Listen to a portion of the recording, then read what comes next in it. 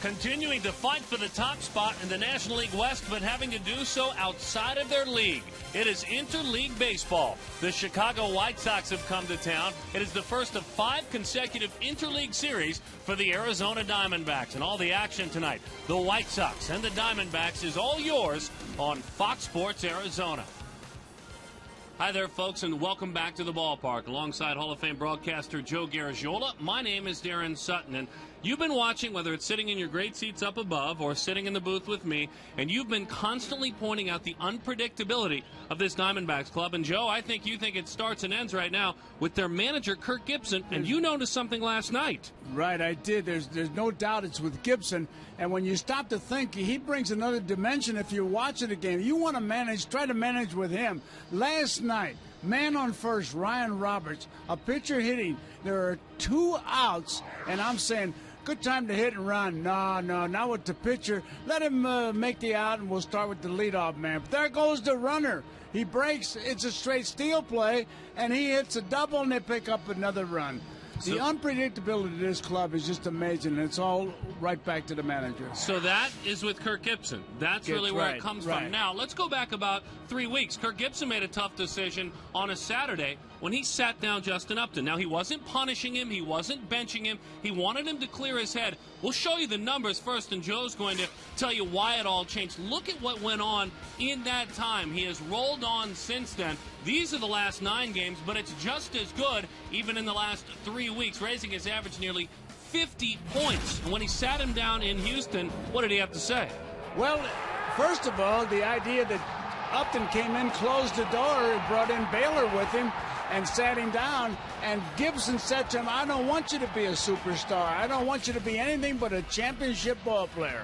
And so he is providing that. He is providing that time. He can grind himself up to a little bit too much, can he? Right. He puts too much weight on himself, and he's going to be a star. He's been gifted with great talent, and I'll tell you, if he just plays like he can, that's all you ask. So Justin Upton ready to roll. So now you have it. Joe with his take. The manager and his unpredictability, and the superstar coming of age. And we've just kind of glossed over the top of it. We're excited to have you with us, Joe and I. We'll be joined by Brad Stanky as well. There's an interesting angle when you speak about the Arizona Diamondbacks and their foes. Yes, that's right, with the Chicago White Sox. Do you remember some of these guys? Back when they wore purple, the Diamondbacks going toe-to-toe with the Sox. Brad is next.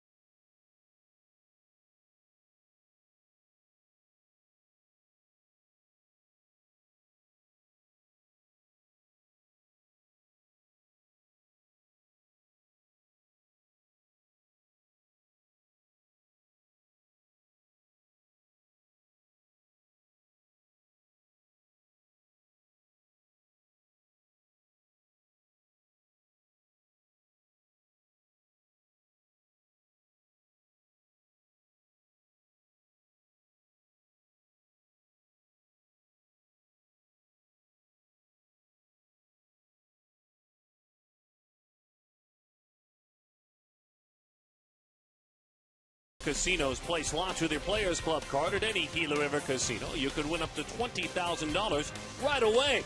Jack in the Box. Right now, get the new Bourbon Barbecue Steak Grilled Sandwich at participating restaurants. Southwest Airlines new Rapid Rewards. Unlimited rewards seats. No blackout dates. And welcome back to Diamondbacks baseball on Fox Sports Arizona. You know, these two teams, despite playing in different leagues, have a pretty good history. They go back a few years, and that's a good thing. Last night you saw the D-backs GM Kevin Towers spending some time with his counterpart from Chicago in Kenny Williams. And then on the mound last night, you saw a couple of guys who were traded for one another in Daniel Hudson and Edwin Jackson. Of course, Adam Dunn's over there, Carlos Quentin. But perhaps the best story that these two teams share is Sergio Santos. He was a first-round draft pick of the D-backs back in 2002, and then he was traded to the Jays in 05 for Miguel Batista and Orlando Hudson. But here's the unique thing about this. He was traded twice in the space of about 15 days to the Giants and back because they wanted to move him from shortstop to a pitcher. Last time he pitched was in Little League. I talked to Sergio earlier today. He says it's really been a learning experience game to game because he has no recollection to call upon. The last time he was in situations when he was 11 or 12 years old, but he is now the closer for this team. He got into 56 games last year, and he is the guy that is closing games down for the Chicago White Sox. So a lot of history between these two teams, and last year, of course, was a win-win trade for both of them. When we come back, we'll talk about that shortstop. What a game from Stephen Drew, dropping dimes against the White Sox. It's game 2 of this 3-game showdown against the Southsiders. It's Darren and Joe back in just a bit.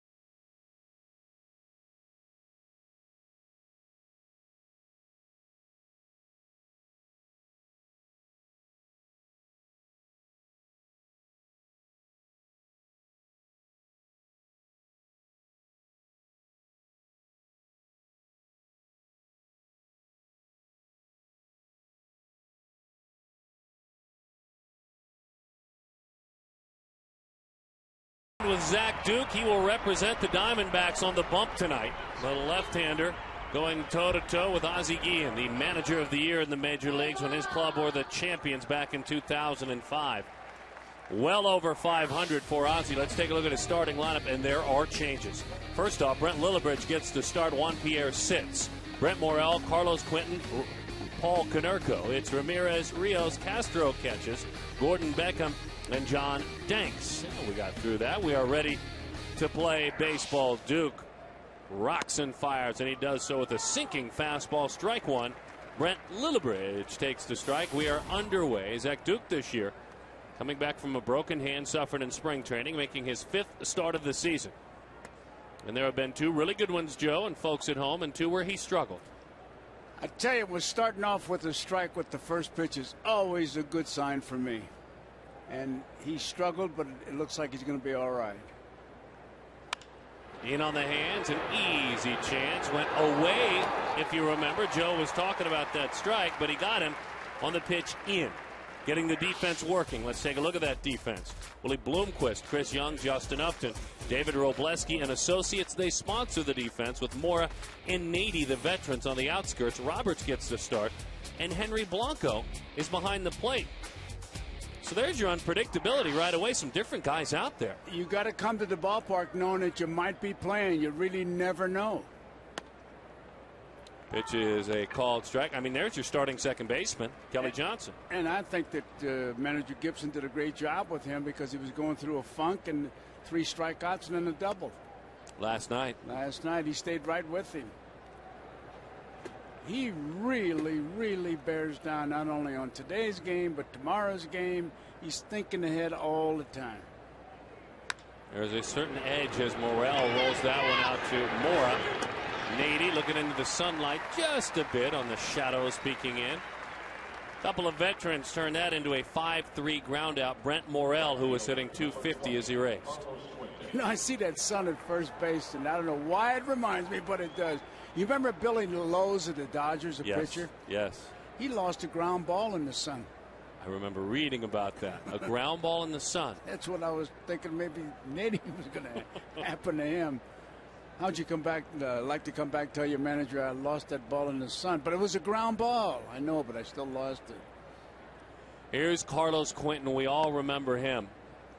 Diamondback with big power, who, as we were reminded last night, is a player that wears a target on his body. Been hit by a lot of pitches. Continues that theme again this year. Big swing, pops it up right side. Nady, Roberts. Oh my, drifting back into fair play, Xavier Nady.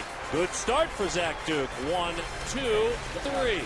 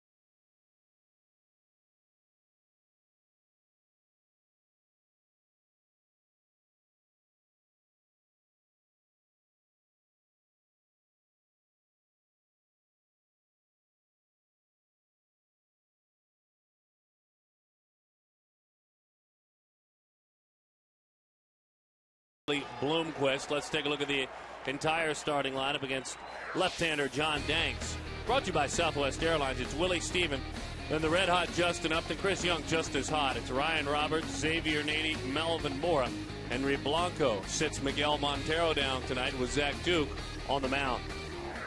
The left-hander is John Danks. He's out of Austin, Texas, more specifically Round Rock High School.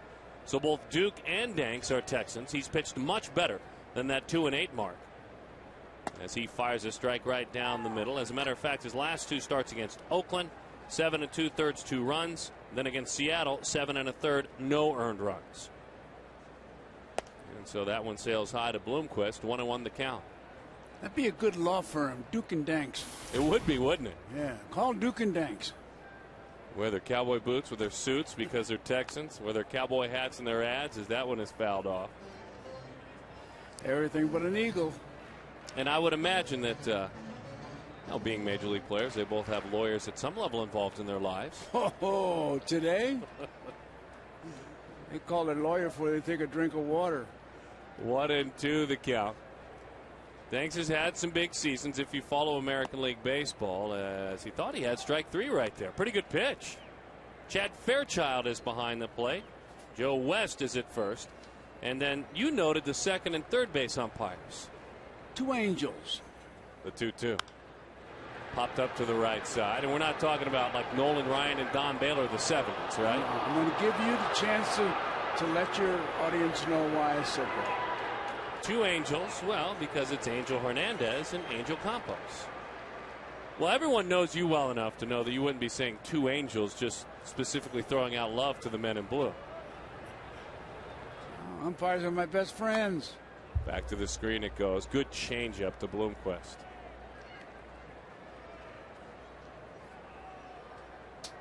Willie gets the start in left field tonight. Is still trying to find his stride that left him when he went on the disabled list near the end of April.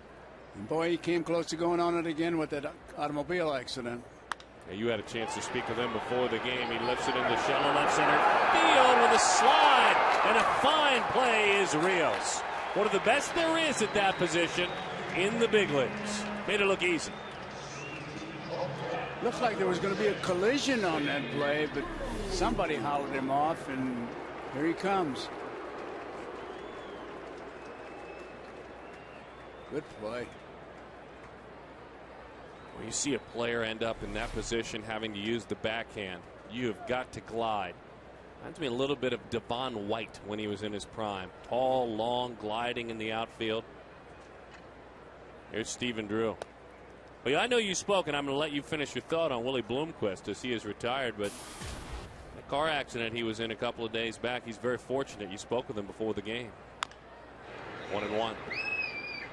The truck in front of him had some plaster or something fell off the truck, and the car actually in front of him put on the brakes. He said, I put on mine, and I got there about maybe 6 inches from him, and the guy behind me really nailed me. He's lucky he's able to play. That one is fouled back, and it occurred 3 or 4 lanes over, so he thought he'd be okay even when it was actually like you folks have seen Kitchen work, a piece of granite is what it was. Just starting to shatter everywhere all over the freeway. I tell you, it makes you wonder. I mean, Chris Snyder now with this thing in Pittsburgh, his wife had an accident, road rage. Outside, 2-2 the count. But he is here. He had a smile on his face and exchanged some pleasantries with him as he got ready for this ball game. Actually caught him in the batting cage. 2-2 the count. Stephen Drew. Swing and a miss. Chases a ball down and out of the zone. Drew, 3 of 19 now on this homestand.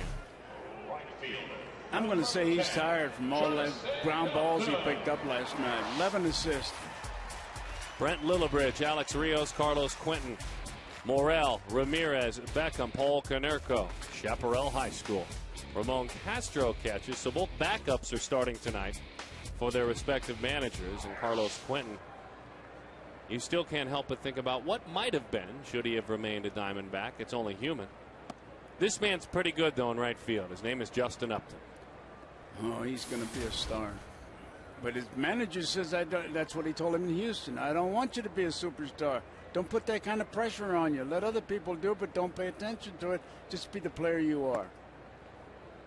1-1 the count to Upton. Well, the player he is, and there are many ways to look at it. With his skipper looking on, he has gone 10 for 16 on this homestand. And there is a piece about him this year when you speak and talk baseball with him that I think Don Baylor provided, that I think Kirk Gibson provided, but there's a certain piece, and I'm sorry, that word just applies best for me, inside that he has that he still is working on throughout the game. What do they call that? Maturity, maybe? That's a good word. He has matured, no question about it. And when he strikes out and throws his helmet and all that, that's just the youth coming out in him. We were talking about that today. I said, nobody expects you to get a hit every time you walk up there. But he puts pressure on himself. But I tell you, he's become very patient, and he's in control of himself, I'd say 95% of the time. Lifts it to left field, pretty well struck. Just off the end of the bat, though. To the wall, he took it. Both pitchers, both Texans, both lefties, both with 1, 2, 3 innings.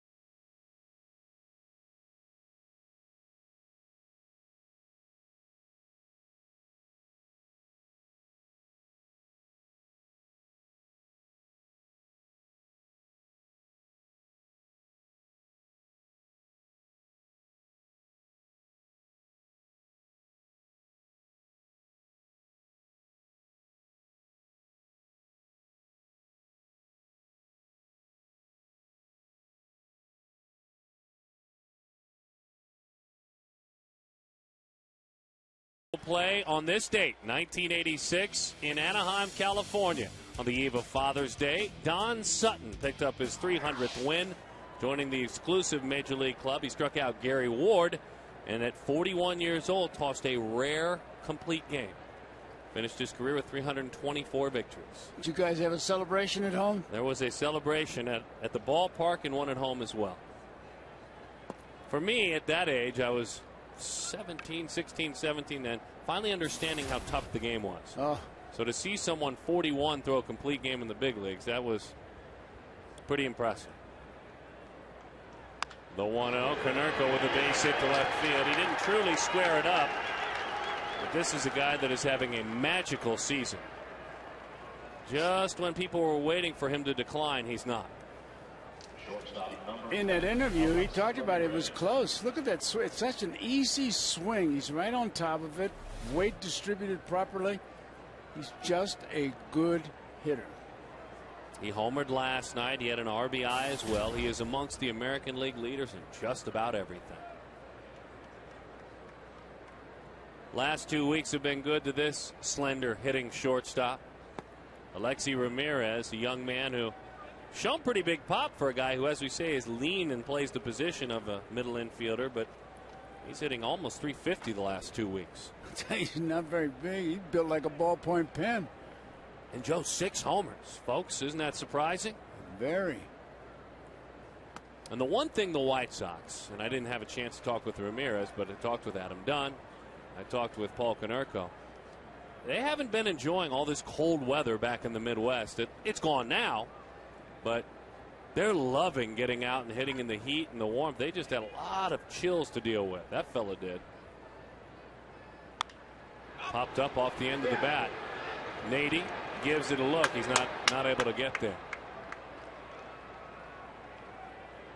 Explain to our viewers, if you don't mind, how a 34 to 40 degree day can make you not comfortable in the batter's box. Oh. You hit one off the end of the bat or on the handle, it's like you grabbed a handful of bees and you just make a living there. And they're just going to bite you for 2-3 innings. And then if you've got a sinker ball pitcher thrown to you as the catcher, your hand is sore all day. You don't even want to pick up that bat. 2-1 the count. Line drive. There's a little bit of power. Toward the gap it goes. Up against the wall. Konerko picking him up, putting him down. They will throw up the stop sign with nobody out. So that is a double and another extra base hit for this young man. That's 18 doubles from Ramirez. Just a safety first stop. Nobody out. The pitch looked like it was right down the middle. It was low, but it was a strike, and he just plugs that gap perfectly. Konerko's running hard, but he's a slugger. He's not a runner. Third base coach making sure he threw up the stop sign at the proper time. Jeff Cox is over there. He was glad to see the stop sign because I think as the expression goes, he was leaking oil. Here is Alex Rios. Pours a fastball in, does Duke. Duke, as we mentioned last time out, was staked to a 9-3 lead in Miami and struggled. Couldn't get through the 5th inning, couldn't earn the win, was really down on himself. 4 2/3, 7 runs. His team won the game, which is what matters in the end. Pours that one in there. Good back-to-back strikes. But you can see why a pitcher would be hard on himself after that. Absolutely. Get that big run, but it changes your whole outlook going out there. You know, if it's a close game, you're going to bear down and go get them. You get a big lead, you say, well, I just have to throw strikes. It's not that easy. A little roller out. That'll drive in the run. Do the change up there, and you can give Rios an RBI. You can give the White Sox a 1-0 lead. Diamondbacks certainly at this point in the game willing to trade runners for outs, but it was Paul Konerko's single, then Ramirez's double that started everything.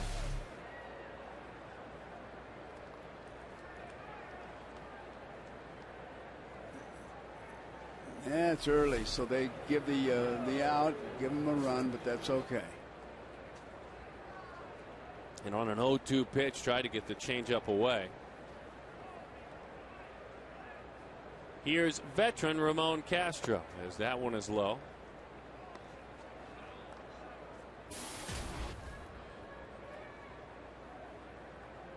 I tell you, with the gloves, the different designs, and these shoes, you don't know if it's a baseball game or a fashion show. And the low slacks like that all the way down. Those are like baseball slacks. Fouled back to the screen. A quick reminder, by the way, when you're at the ballpark, look for the value item sign. It's $1.50 for a hot dog, a corn dog, a small Pepsi. For $4, a 14-ounce beer. 602-462-4787. Visit dbacks.com/value. There's those slacks we were talking about. I have to laugh. I'll tell you why in a minute. 1-1 the count. Runner in scoring position. Fastball in. When you come to the big leagues, they measure you for a new uniform. And, of course, it's all measured and the tailor and all that. Guys like this go in and say, just give me a pair of 42 baggies. Look at that.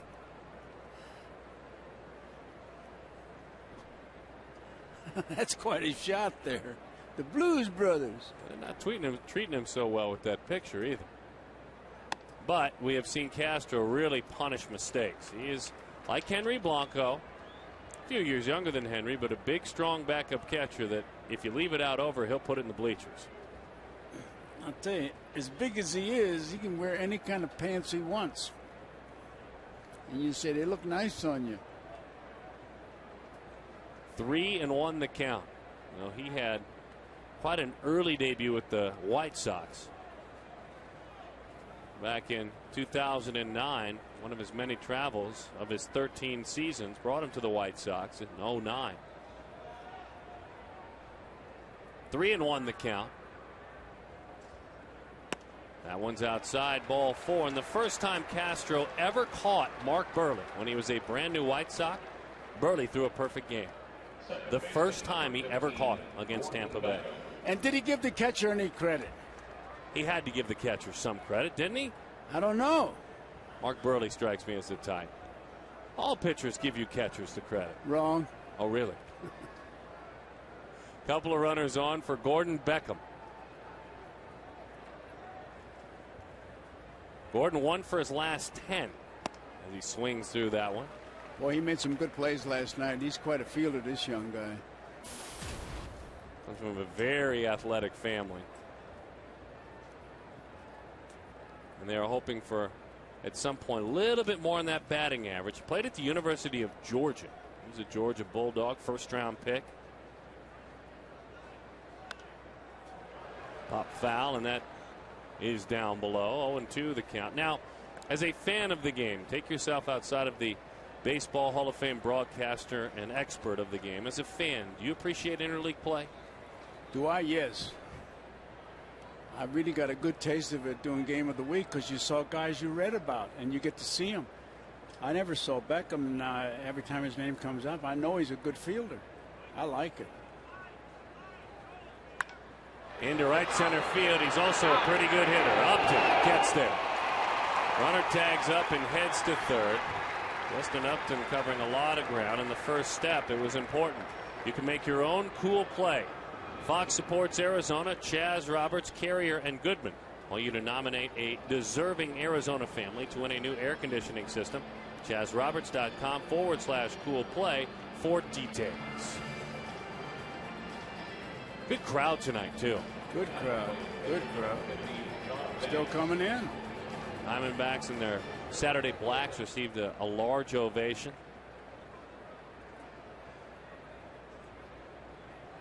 And Kirk Gibson said last year and early this year we need to earn their loyalty back. And they're starting to do that. All that unpredictability you speak of is intriguing to watch. John Danks is part of an interleague athlete. He gets to hit now. Well, and they're in every game. And when they run to first base, they run through it, not to it, and slow down. They take extra bases. They try to steal bases when you least expect it. They're just unpredictable, and Gibson leads the pack. Outside, 2-0 the count. And he's got his players, I'll tell you, they really don't know when they come to the ballpark if they're going to play. And I think that's good. That isn't always the case these days. No. That is against current conventional wisdom. We have heard as Duke gets in a big hole with Danks that he's got to get out of. We have heard over the last decade players needing to know the night before when they go to the hotel if they're playing, if they're in the lineup, if they go home, if they're in the lineup. Getting mentally prepared. Kirk Gibson doesn't believe in all that. No, he doesn't. And good for him. That's a strike. And one reason he has given is, I want all 25 of my guys that earn their paychecks with that logo on it that's on his hat, all 25 of them, to be ready every day. Makes sense. Certainly does. 3-2. And he doesn't, you know, guys say, well, he gives you 110%. Don't give me 110%. First of all, you don't have it. Give me 90% of that 100% that you have, and I'll be happy. And if you give me 100%, I'm way ahead of the game. Really needs to get the pitcher here. It's rolled. Nady snags it on a backhand. They do get one. The White Sox, otherwise stranding a pair. A little bit of a look what I found in the X-Man's glove there.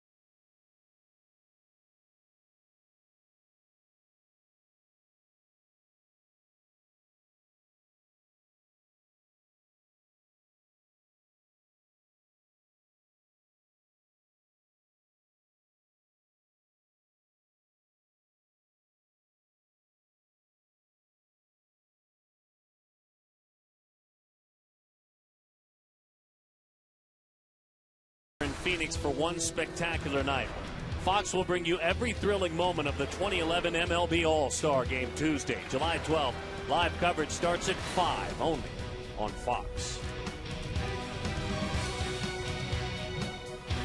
Just a wonderful gathering when you get the best players in baseball together, isn't it? I'll tell you, that day in Boston when they brought back all those guys, Williams, Musial, that was great. Here's a player for the Diamondbacks that, to me, is going to just be a steady Eddie kind of player. Chris Young. He's learned how to hit. He's patient, and he loves hitting in the middle. And that's where they got him today. Don't let that 253 fool you. Look at that. 14 home runs, 38 RBIs. Spoils that one to the right side. I spoke with Young before the game about spoiling pitches, something he wasn't able to do as a younger hitter. Taking a pitch like this and deciding at the last minute it might be called a strike, I better swing late and keep it alive. He said, I couldn't do that a couple of years ago. And by spoiling the pitch before, that's what happens. Instead of a called strike 3 on a borderline pitch outside corner, he now gets one more chance and a base hit. And that ball was inside. He just took control of it. Now watch this pitch.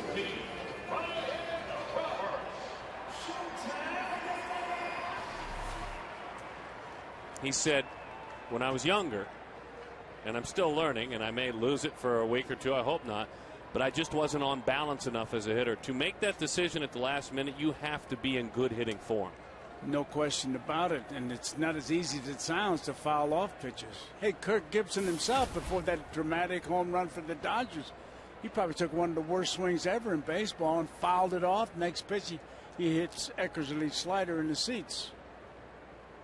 Thought about bunting. It's high to Ryan Roberts. That's the second one that I saw.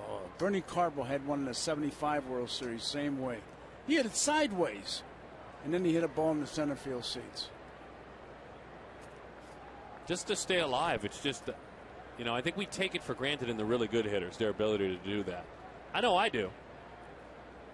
You're starting to see it with a guy like Young.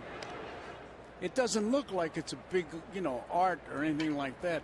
Harry Walker of the Cardinals, he'd run you crazy fouling those balls off, 10, 15 at a time.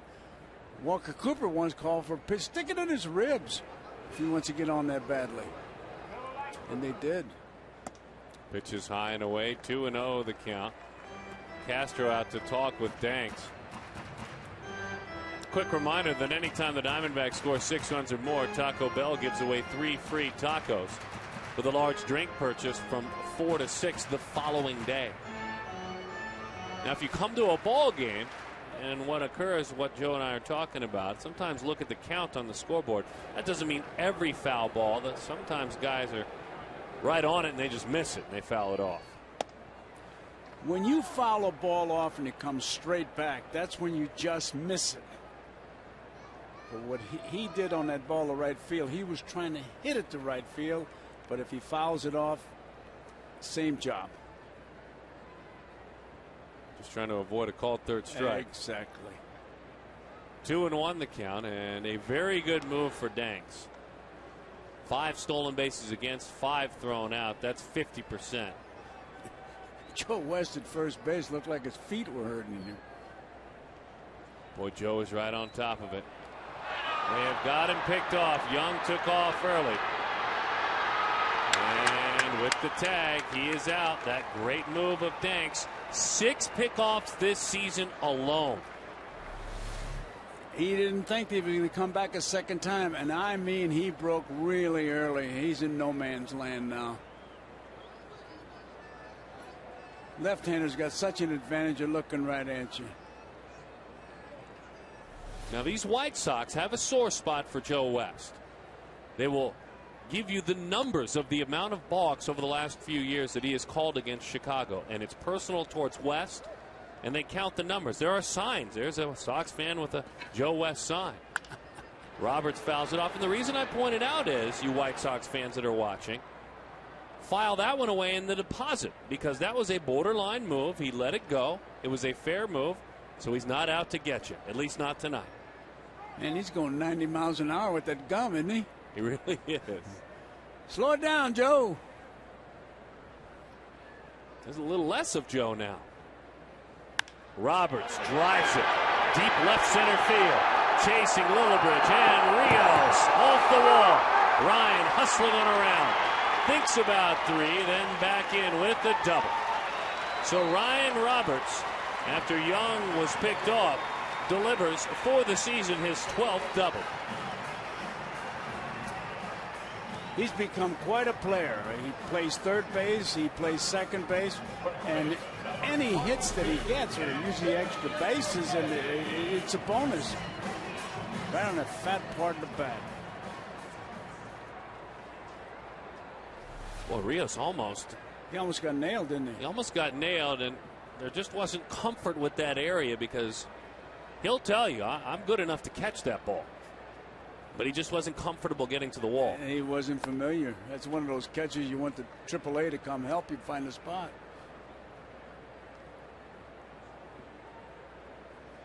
Xavier Nady gets the start today.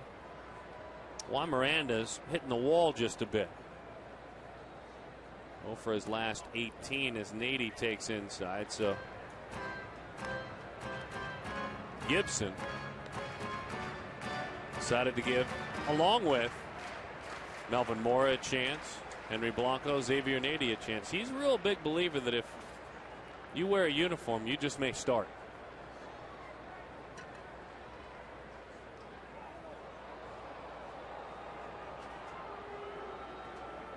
As Roberts, I really think what Danks wanted to do there, he's familiar with Roberts and Diamondbacks fans, is Ryan wasn't dirty yet, so he wanted to get him dirty.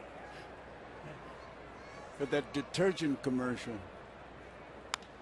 Hot shot, and it's a foul ball as that one hugs the line. But you know, good pitchers do that. Not so much to pick a guy off, but just cut his lead down, and maybe you get to play at the plate. A lot of times they say, what's he throwing over there for? There's always a reason. And the folks for Dial love the opportunity to clean up Ryan's uniform. And again, he isn't. Now we have officially a cat and mouse game going on here. Oh yeah. Oh yeah. You have to recollect certain guys that just enjoyed this art. Roberts bouncing. He's got the second baseman close. Swing and a miss over the top. Good sinking fastball, 2-2 the count. I always ask you about Jackie Robinson's exploits on the base pads. It was a treat, even as an opposing player, to see him in a rundown. I've seen as high as 7 guys involved in that. Right back where he was defending in a tough break. I mean, right on the line to Beckham. So Roberts doubled up.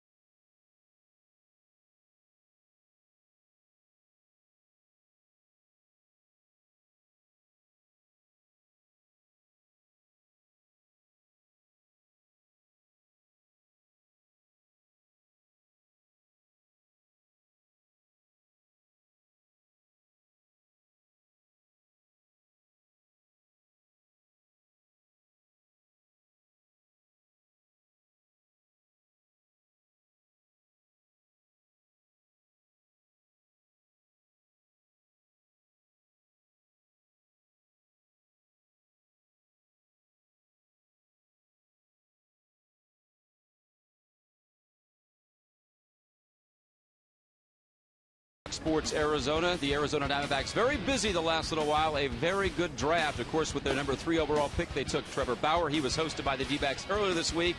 And with the number 7 pick, they went after a young man from Broken Arrow High School in Broken Arrow, Oklahoma, Archie Bradley. And he joins me now live here. And he was just introduced to the crowd here at Chase Field. And that has to be a pretty special feeling. Oh, yeah, it's pretty sweet. I mean, you look around and you see all the people here. And, you know, hopefully it's not the last time my picture's up there on the big screen. You know, when you watch that draft being relived right there, Bud Selig calling your name, we talked about it just a little while ago, you really didn't know where you were going to go. Take us through that day. It was a few weeks back, but the emotions of a young man finding out where he's going to potentially play his Major League Baseball. Oh, it's extremely anxious and nervous. I mean, all the speculation, all the mock drafts, but, you know, in the end, you really have no idea going into that day. And to go, you know, so high, 7th overall to this organization was just a dream come true. Now, forget about LeBron James and his decision. You have a big decision to make as well because you're also a very good football player. You've already signed to play quarterback at Oklahoma.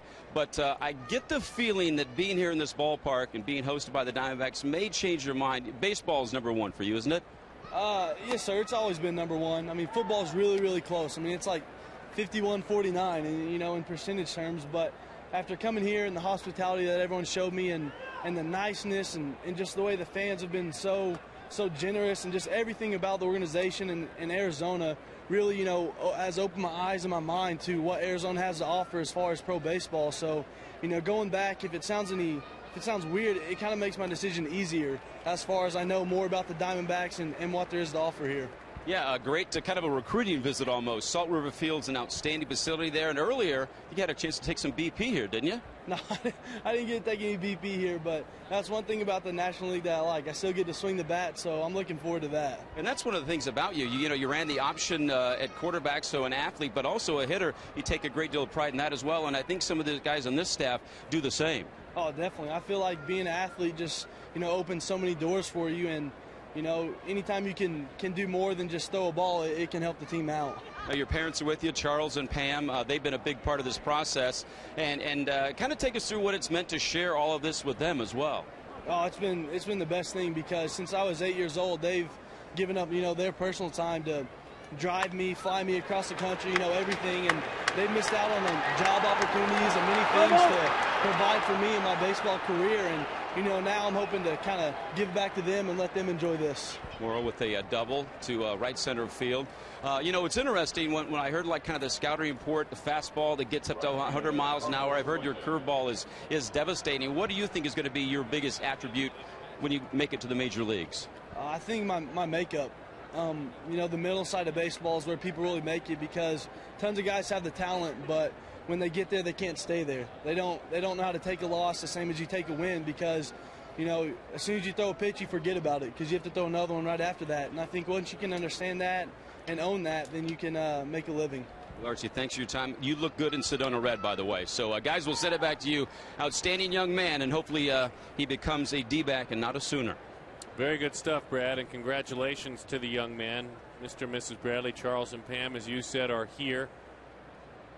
And for the Bradley family, it's an interesting time. I know in a unique twist as Carlos Quentin gives that one a ride to center field, sending Young back. Morel will go ahead and tag up, and he will move up to third with 2 outs in the inning.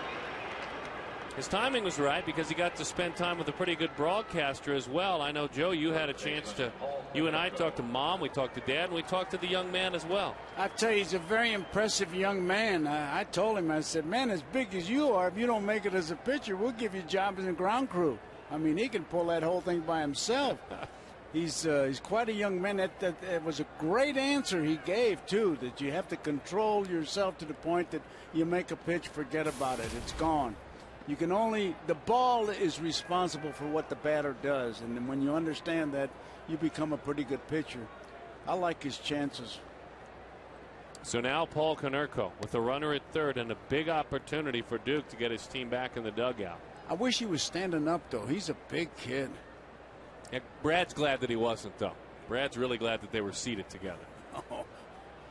I took a picture with him. I turned around. My nose was in his armpit. Big kid, good kid. His mother is a delight to be around. 1-1 the count. And he said that someday he wants to be a broadcaster. Konerko takes in. I told him, as big as you are, you be whatever you want, man. Well, Ray Montgomery, the director of scouting for the Diamondbacks, certainly excited about this opportunity. I'll tell you guys are pretty proud, too, was Jerry DiPoto.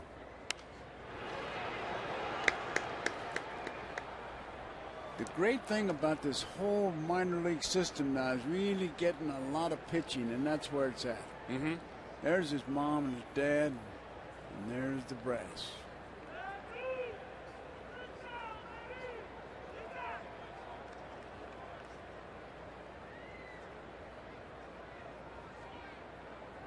Two and two the count.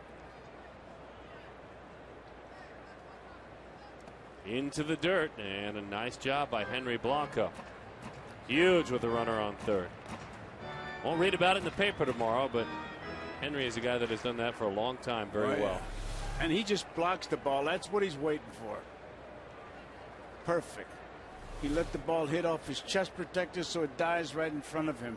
At one hand, the catching is for the birds who are still in the nest. The 3-2. Look out.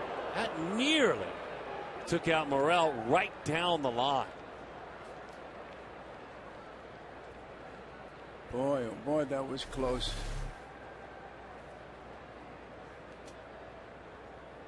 Just missed him.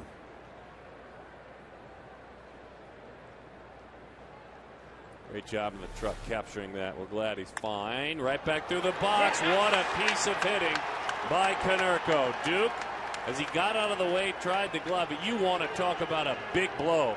A 2-out RBI, a 2-strike RBI.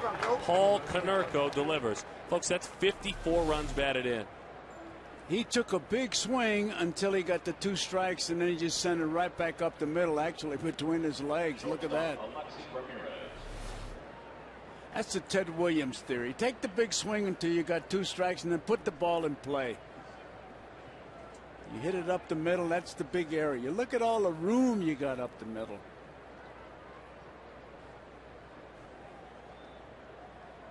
Swing, and he doesn't bite. Thought about going after it. 1-0 the count to the slender Alexi Ramirez. Well, that hurts. Now Arizona's going to have to try to get that one back. Over the top of it. We'd be remiss, by the way. We mentioned Ray Montgomery, who heads up the scouting operation for the Diamondbacks, if we didn't mention the man who's very proud today for tracking Mr. Bradley, finding him, and putting him on that board. And that's Kyle Denny, sitting television right to his left. It's a very proud day for him. These scouts, rare that they get to even make a trip to their home stadium, to the place that they work. They stay in their own state in Oklahoma and drive for days and hours and meet dads and moms. And so it's a proud day for him. Certainly is. And it should be. 3-1 the count.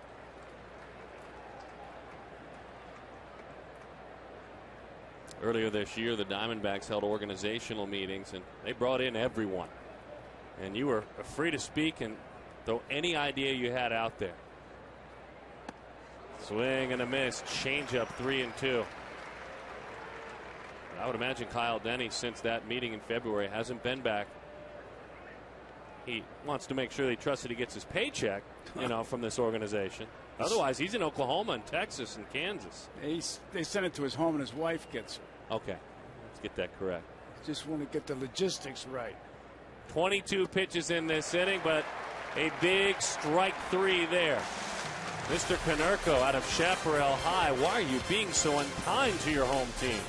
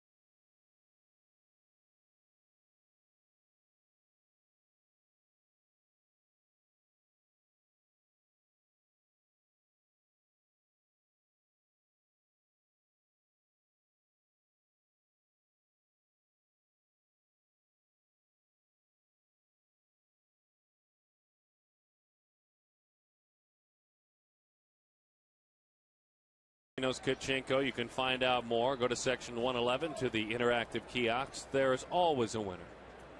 That's brought to you by Gila River Casinos. All right, Melvin Moore. 2-0. Time for the boys to get to work. As Moore takes a fastball that cuts over the inside corner. He'll throw a fastball. He'll throw a cut fastball, a curveball occasionally, and a changeup.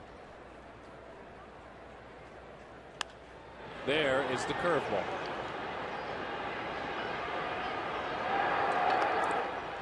want to ask you a question as a pitcher, because I asked Hudson, Mr. Sutton, what is a backdoor slider? A backdoor slider. Well, if you're a left-handed pitcher, you have a right-handed hitter. Yes. And the right-handed hitter is standing, and the slider is thrown away, and it's a ball the entire time outside. Yes. Just at the last minute, it breaks and hits the outside corner. That's a backdoor slider.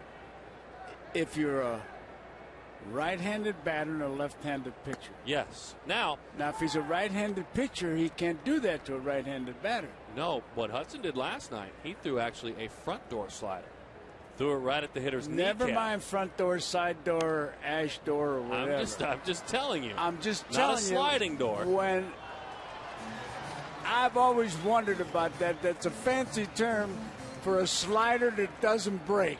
It's a fastball is what it is. So, folks, don't believe Joe. It's a backdoor slider. That's one of those things that the guys make up. Yeah, I have a backdoor slider. Get out of here. A backdoor slider is a slider. I'm going to say it anyhow. After taxes. That's what it is. Nothing. It doesn't do anything. If a guy throws a backdoor slider, what's going to happen is he's going to end up backing up third. Change up, strike 3 to Henry Blanco. You folks don't believe Joe, by the way. Our text poll. But believe him when he weighs in on this one. Let's see what he has to say. What do you folks have to say? Text to 36929. What teams are you most looking forward to seeing interleague play? The Royals, Ned Yost and his guys, the Tigers, the Indians, the very surprising Cleveland Indians, who are visiting this ballpark, or the Oakland A's. I'm excited for all of them. There is one in particular I'm looking forward to seeing, though. Do you have a preference? Not really. I can find reasons for coming to all those games. Me too. I am always intrigued, though, by the A's. The A's are just an intriguing franchise to me. And Bob Melvin's there now. That's another reason that is exciting. Kind of the little brother, if you will. These White Sox know what it feels like, though they've done much more winning than the Cubs.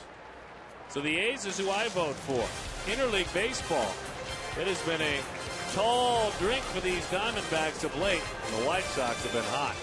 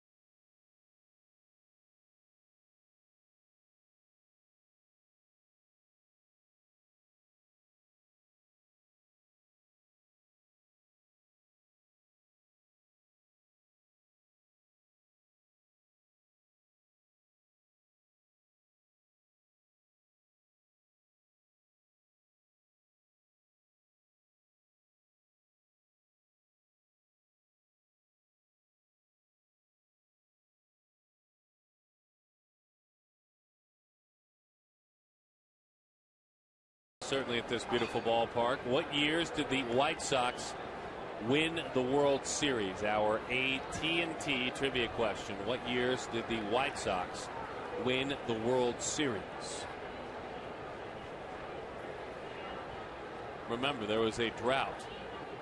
There were demons that were exercised recently. It had been quite a while between titles. Curveball. Called outside to Alex Rios. Much like the A's are an intriguing franchise, we were speaking of that earlier, so too are these White Sox. Good fastball in. Duke, is he going to have to catch it? Yep, he is. Not quite high enough for anyone to get there and help him. Somebody should have gotten there, though. You don't want that pitcher handling the ball. He's kind of proud of it, though. Let's see who has a chance to get it. Right now, somebody ought to be screaming.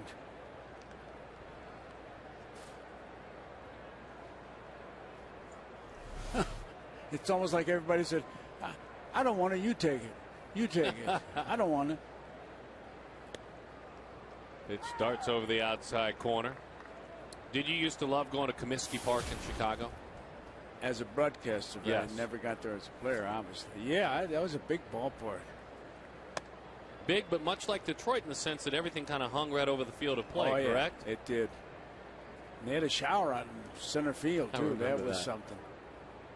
1-1 the count.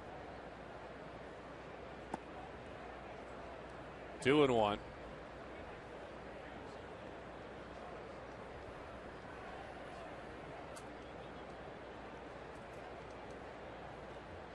Two and one the count to Ramon Castro as that one is rolled foul. Well, Roland Heeman, longtime White Sox executive, Orioles executive, now legendary Hall of Fame, soon to be Diamondbacks executive, was here to spend time with the top pick today.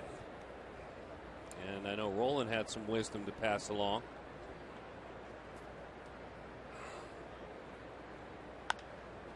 Popped up right side. And that one is put away. And for Heeman, interesting with the White Sox in town, and I know Brad was down there chatting with him, and there's an interesting kind of connection that's long-standing, isn't there, Brad? It really is. I always make a point of saying hello to Roland because I just think he's such a great baseball guy. But talking about his days, 21 years with the White Sox, but he worked with the legendary Bill Veeck, and he said, obviously Veeck is known for a lot of outlandish ideas, but what he liked about working for him was that no idea was crazy, and he let the people that came up with the ideas take ownership of that. Just great management style, and obviously more on Roland throughout the game. Bill Veeck made it interesting to come to the ballpark. By the way, that shower's been moved to the new Comiskey. Still gets hot, you know, in the summer.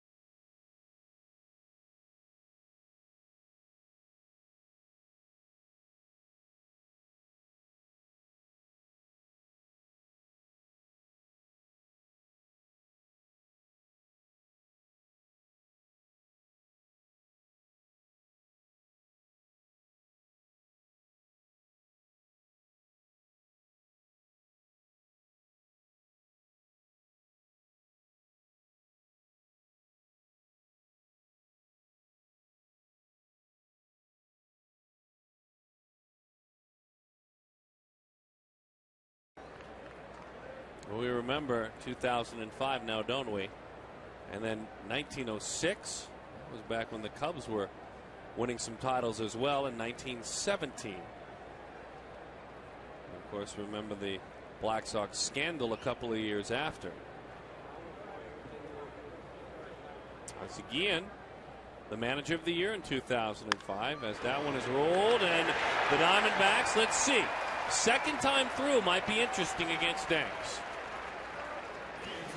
Because he didn't have much of a problem the first time through. No, he didn't. And Willie Bloomquist didn't really wait. He got up there first pitch, bang, right through the middle. Wasn't even close.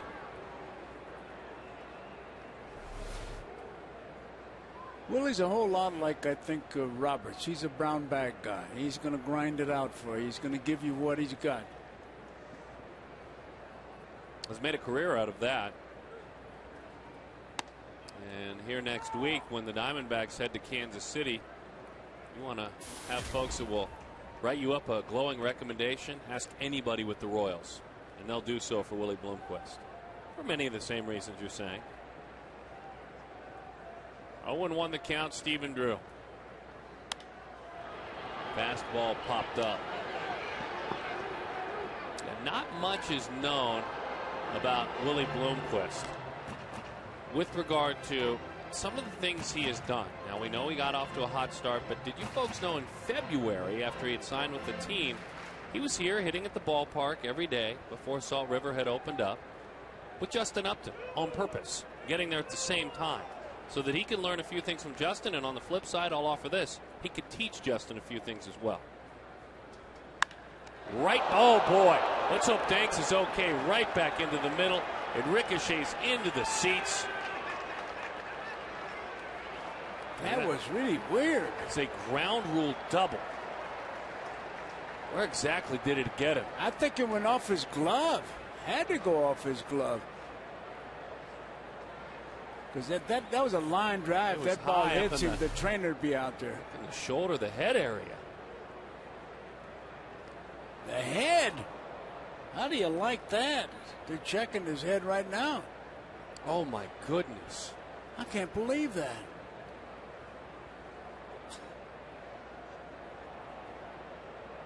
He doesn't know where he is. Oh, folks, this is... Well, first of all, he's lucky that he's standing.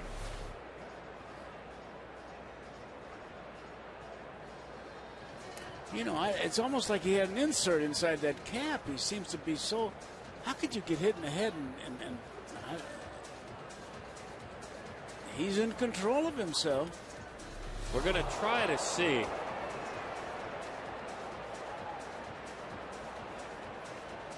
Here's how far it bounces. Is there a possibility it got the top end of the shoulder area and not the head?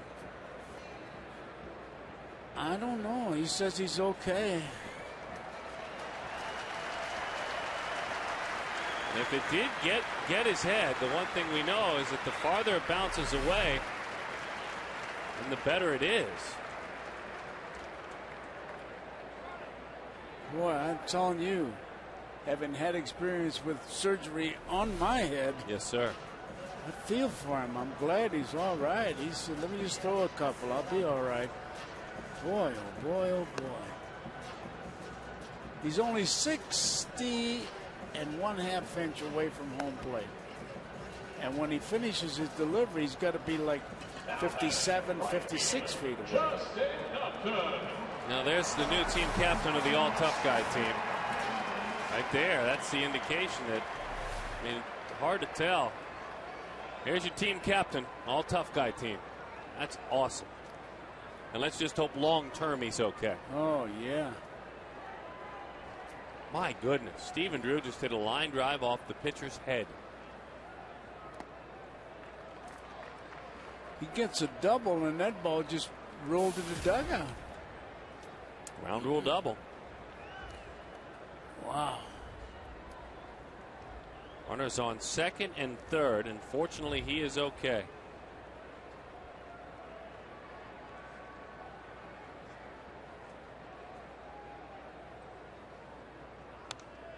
Back to the screen. Loved that pitch, but he couldn't square it up.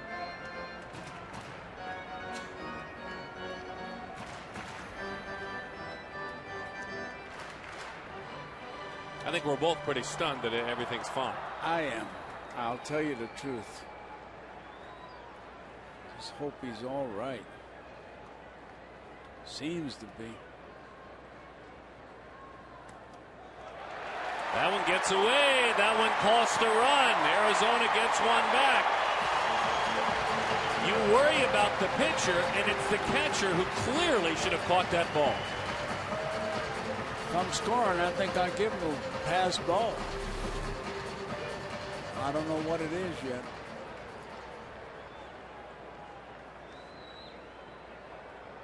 Should have caught that ball. That one-handed catch. There it goes. You got to get that body in there. You got to turn into a Zamboni is what you got to do. Get in front of it. Pass ball. Pop foul off to the right side. 2-2 the count.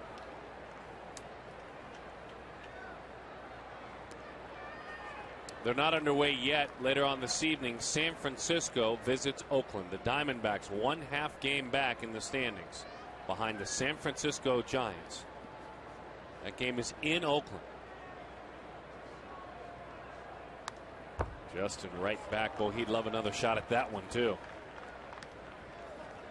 There's that foul ball we were talking about. You foul it straight back because you're just missing it. Perfectly said. There's your difference in Young spoiling a pitch as we see the standings, popping it off to the right side, and what Upton did there. Right. Jonathan Sanchez against Guillermo Moscoso for Oakland. To right center field, hanging up, out deep. Quinton's got a good arm. To the plate, not good enough though, and Drew slides in safely. Appeal at third. He did not leave early. Right away, they fired it on down, where stepping on the bag was Morel. We're tied at 2 on a, to say the least, unique inning.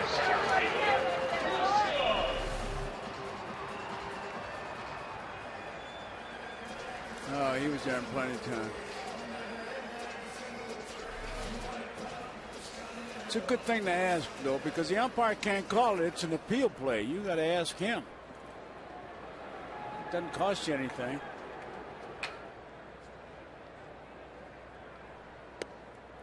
Well, the ball's still live. You can go ahead and throw it right to third base, as they did.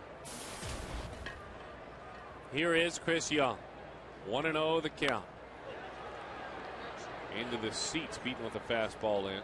It's just like when a guy hits a home run. As a catcher, you're taught, look and make sure he touches home plate. There are a lot of people still don't think that Bobby Thompson touched home plate in the Polo Grounds because there's that big mob there.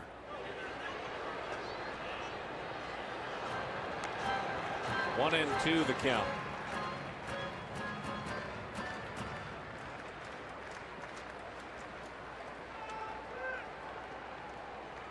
Young is hitting 7 of his last 8. Boy, how did he take that one? He's become a pretty patient hitter. He really has.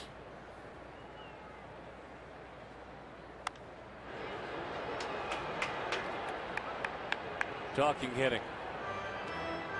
We remind you when you talk hitting that every time a Diamondback player hits a homer, Fulton Holmes donates $150 to the Central Arizona Mountain Rescue Association. Don's got a little bit of passion going on there as he swings right through the changeup. That's strike 3. I tell you, when Don Baylor talks, you listen, and you listen carefully.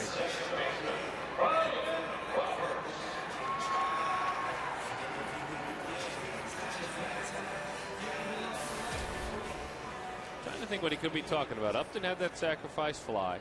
He was talking about hitting to the opposite field. I don't know what he was trying to, what point he was trying to make, but he was talking about hit it, swing at it. Maybe feeling like he was. You'll hear coaches say it. I don't mind you going up there, going the other way, or trying to drive that run in, but literally try to drive it, which Justin did, and it ended a game 2 nights ago. The other way. They're talking about what Baylor had to say.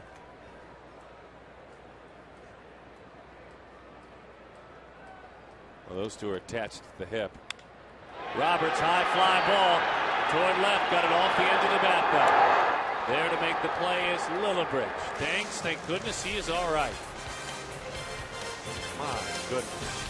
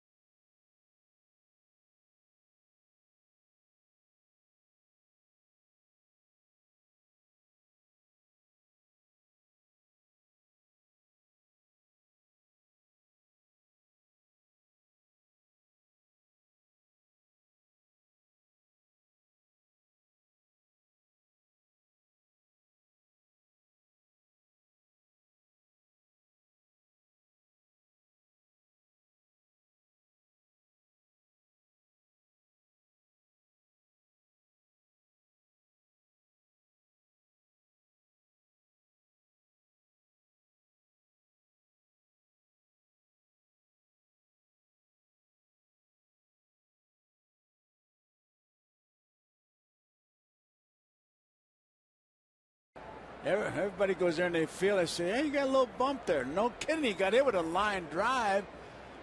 That's the two trainers there. But I tell you, he makes everybody feel good by his actions. Danks will hit now, lead things off as he takes a pitch up and away. And he's got to face a left-hander to boot. Not a good day for him, man. Isn't that just ball players and just kind of guys in particular? You get hit in the head, you're lucky that you're okay, very, very lucky, and they want to touch it. They want to push on it. Where's it hurt? Hey, it's like when you get hurt on the field. How you feeling? How do you think I'm feeling? I'm hurting.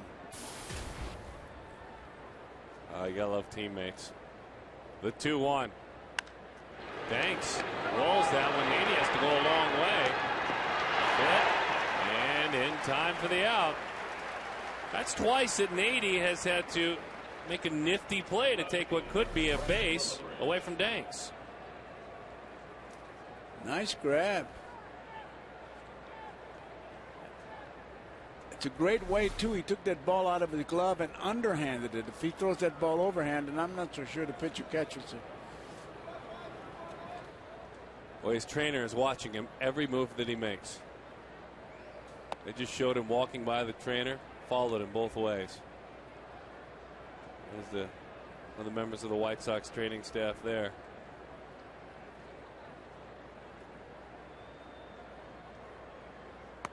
Inside. I'm still quite stunned by it, Joe. I have to be honest with you. Hey, and you haven't gone through it. No, understanding absolutely what you had to go through. I'm telling you, man. So happy.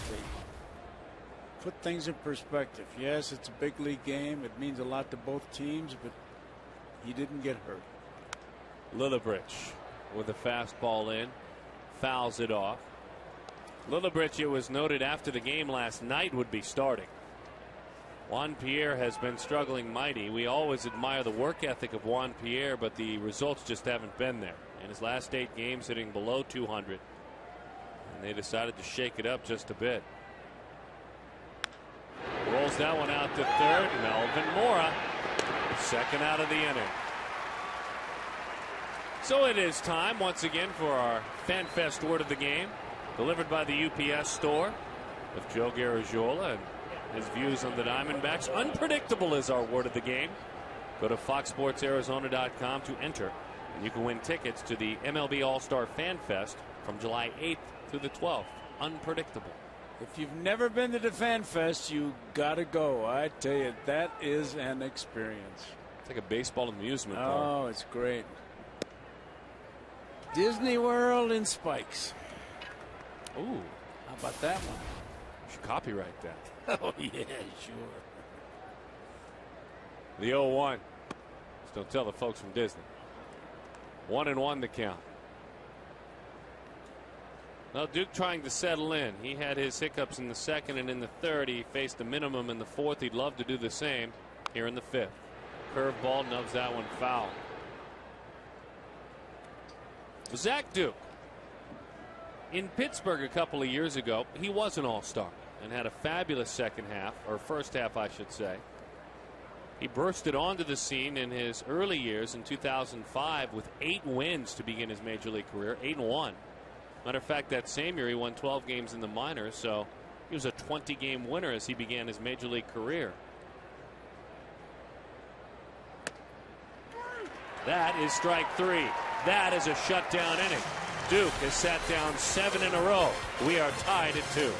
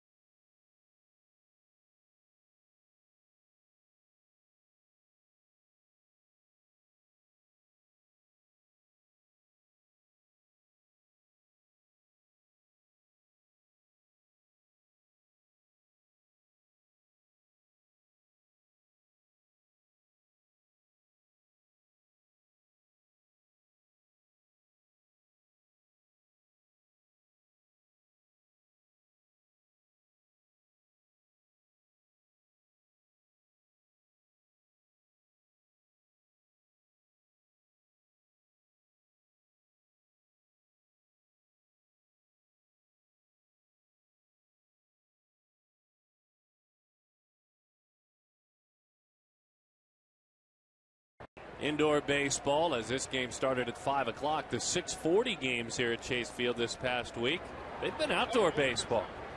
The Diamondbacks, I think it may be a little bit of experimenting, seeing how things can go around the All-Star game, keeping it very, very cool, and at the last moment opening it up at about 6:40 when the games start. And it's been, according to many, very comfortable inside. As that one has popped up and into the seats, but we'll see. An ongoing experiment, I would gather, but not used to in middle to late June seeing a roof open for an evening game. I know the hitters love it. Broke his bat, ran that cut fastball in, and a nice play over there at third. That was actually a breaking ball that tied him up. Curveball. Jam job. Here's Melvin Mora. Don't forget to follow the Diamondbacks, MLB.com at Bat 11 for your iPhone, iPad, Android, or BlackBerry. Check in at Chase Field with your smartphone. You'll learn about D-backs rewards. Text at BAT to 31826 or visit dbacks.com and do so for more details. Fastball is in. Uh-oh. Got the White Sox wig.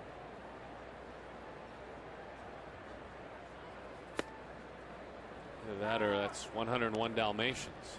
That was a good movie. I loved it. Very good stuff. I don't know, Joe. What do you think about that? Cruella DeVille there. How about the lady next to her? Now that's I guess the Diamondbacks. That's the Diamondbacks fro. I know the guy in front of me. That's Bernie Miller. He's in the Mayo Clinic. I know him. Well, Bernie looks like he could use that wig. I'm going to tell him you said that. That one has popped up into the seats. I mean, would you like that wig, Joe? Would you ever wear that out maybe on the town for a nice dinner? No. I got a tube. One of these days I'm going to wear it. Please don't. You Please wouldn't don't. recognize me.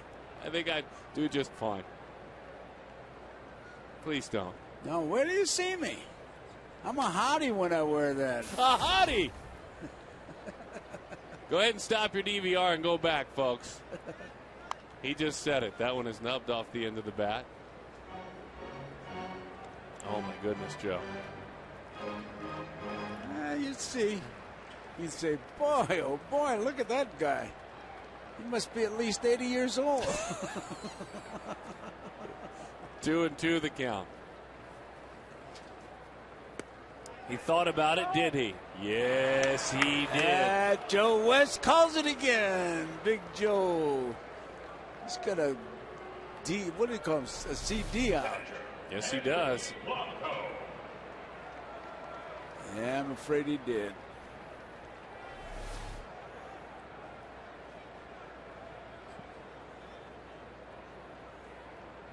Two game. Henry Blanco, fair ball. All right, a good out of the way bounce and allows Henry to ease into second with a double. Henry Blanco has 11 hits this year.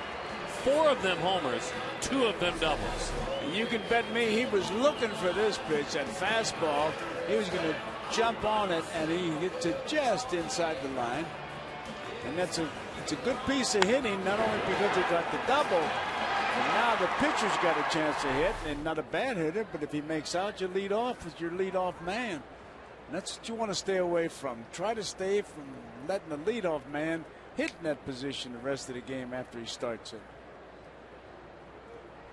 And so now Zach Duke, as you mentioned, he's done okay. He's got a couple of homers this year as a Diamondback. First 2 in the big leagues. 51 major league hits.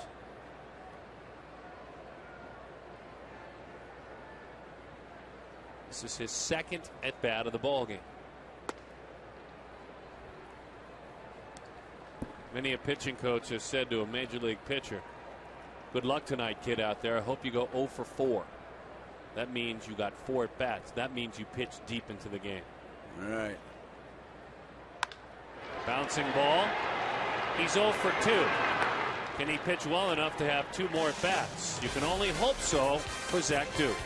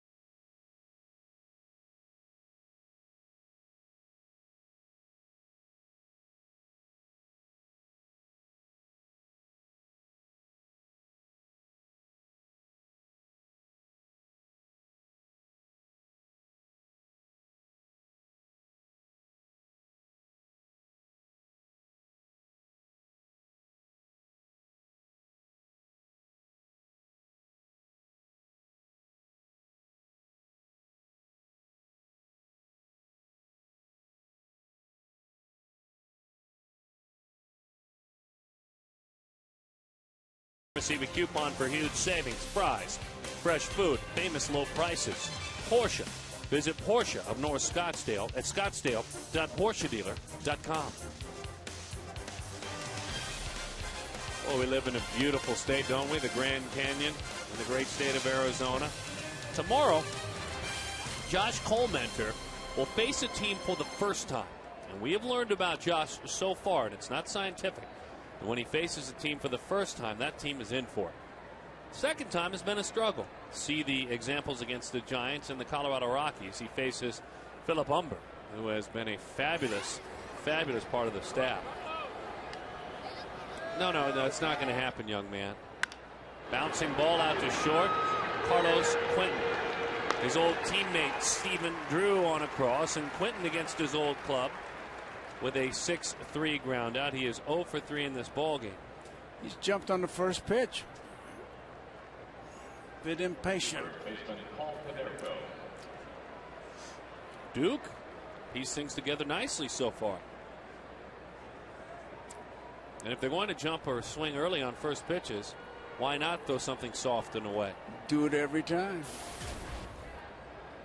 Boy, this guy has been public enemy number 1.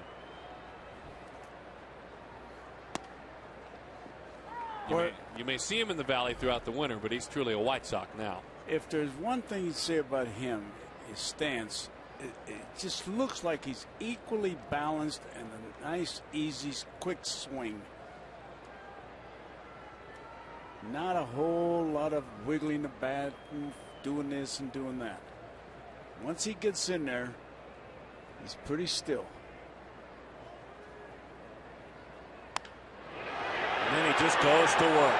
And he crushes it. Deep left field, and it's out of here. 3-2. I tell you, that bat just came across, and he got the meat of that bat on that ball. No doubt about it. Wow.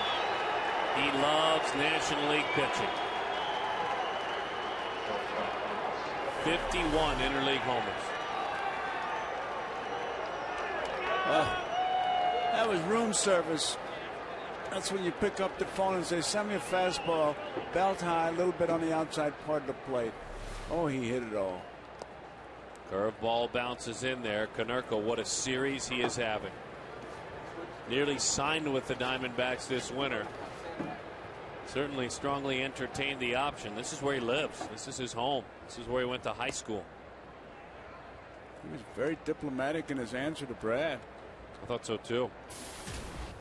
He was saying yesterday that he spoke at length with Kirk Gibson on the phone about the opportunity and about how the Diamondbacks were looking to change the entire culture. Konerko said, I looked on paper and I knew the players that they had. I listened to Gibson and it was very intriguing. But and you don't blame him. Base hit past Stephen Drew. Alexi Ramirez is on.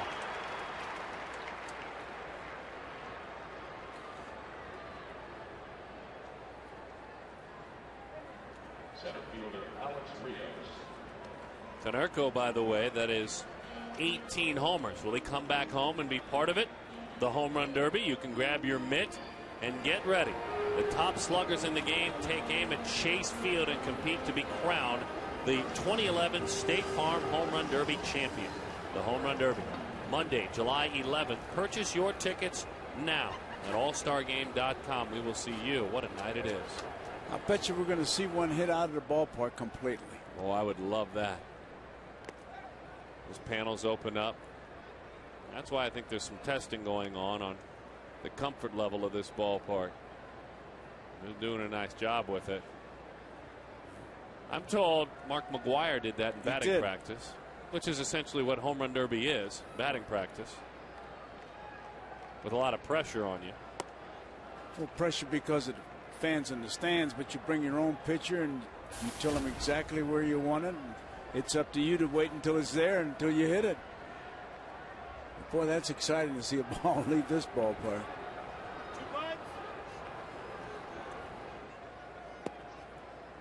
Pitch is outside, 3-0 the count. Well, it will be my honor for the second time to be the in-house host for the Home Run Derby. Down on the field with the guys and interviewing them after, and it's an energy-filled night. That is a strike, 3-1 the count. It's good. You'll enjoy it. Micah Owings swarming in the bullpen.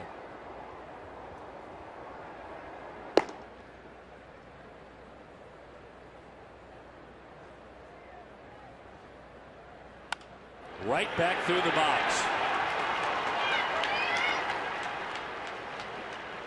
And Alex Rios with a single, his first hit. Ramirez, by the way, 2 for 3. He reached prior to.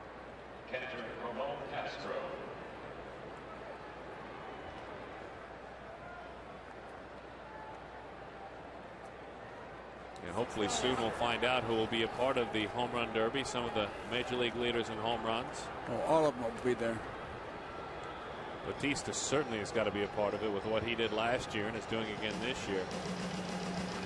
I need Prince Fielder in the Derby as well, but no offense to any of the other guys. Big Adam Dunn, not this year. Maybe, certainly maybe. I mean, local guy, he's a fan favorite. Would love to see him in the Home Run Derby.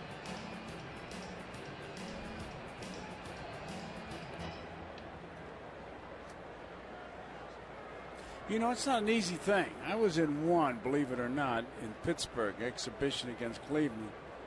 And there's pressure on you because you're putting an extra swing on it.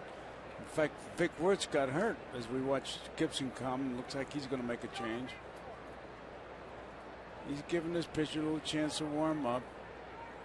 Not much you can say when the manager walks out. As soon as the umpire gets near the pitcher's mound, they'll break up the meeting. Lasorda had a trick. He'd always talk to the umpire. Who do you want me to bring in? He said, I'm not out here to do that. Well, help me out. And that's what I think he's doing. He finally makes the decision. Zach Duke done too pleased to come out of this ball game.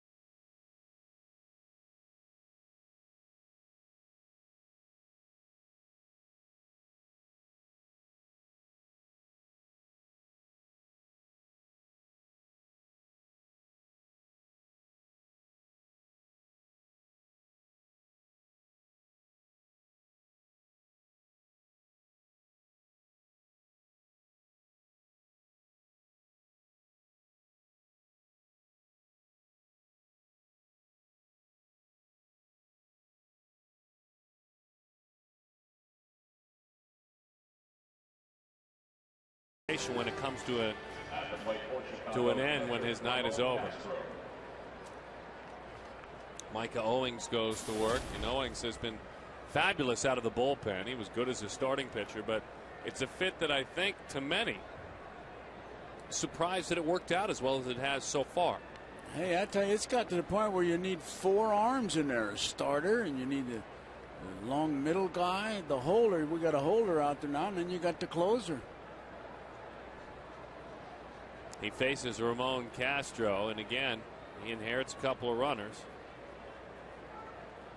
A little bit more. Let's bring Brad in on Micah Owings. Brad? You know, anytime a starter is relegated to the bullpen, it's looked at as a demotion, and that's the way that Micah Owens first looked at it when he was with the Reds, but then he took it as a challenge. And I talked to him the other day. He said, you know, instead of pitching once every 5 days, he loves the chance to compete almost every day. And Kirk Gibson also added he's just more refined now, doing some great stuff. And let's hope it's a little deja vu. On Monday against the Marlins, he relieved Zach Duke and ended up going 2 1/3, and he got the win in that game. Yeah, he was the key, Brad, and good memory on that one. He was the key to that ball game. Because if Owings doesn't come in and restore order, that ball game was spiraling out of control. Arizona had a huge lead. That's a great point Brad made about that game. Is that one? This is outside 3-0. You have to have a whole different mentality. As a starter, you give up 3 runs, you got a chance to win it. Stopper, holder, you give up 3 runs, it's over. Absolutely. This pitcher here, Joe Borowski was talking about it before the game. The pitcher that comes in when your team is down by a run or 2. I always talk about when your team's ahead, how important that reliever is. 3-1 the count. I tell you, it's a tough job, the reliever. It really is. You don't have a margin for error. There's no eraser on your pencil.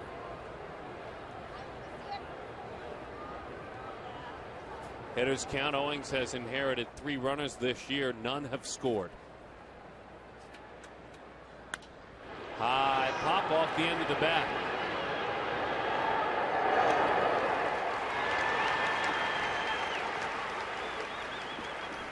So 2 outs. Owings continues to wiggle through this mess. Well, Young always gets in pretty good position to make that throw that if he has to make it.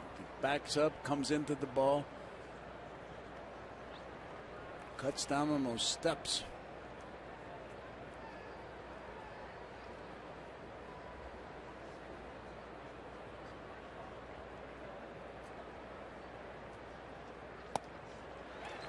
Oh, and 1 the count to Gordon Beckham.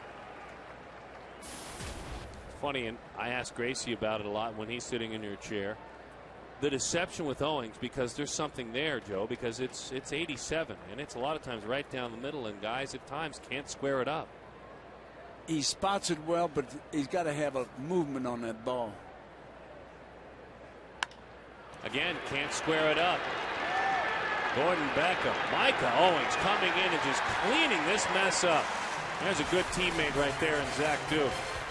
3-2, got to get some runs now.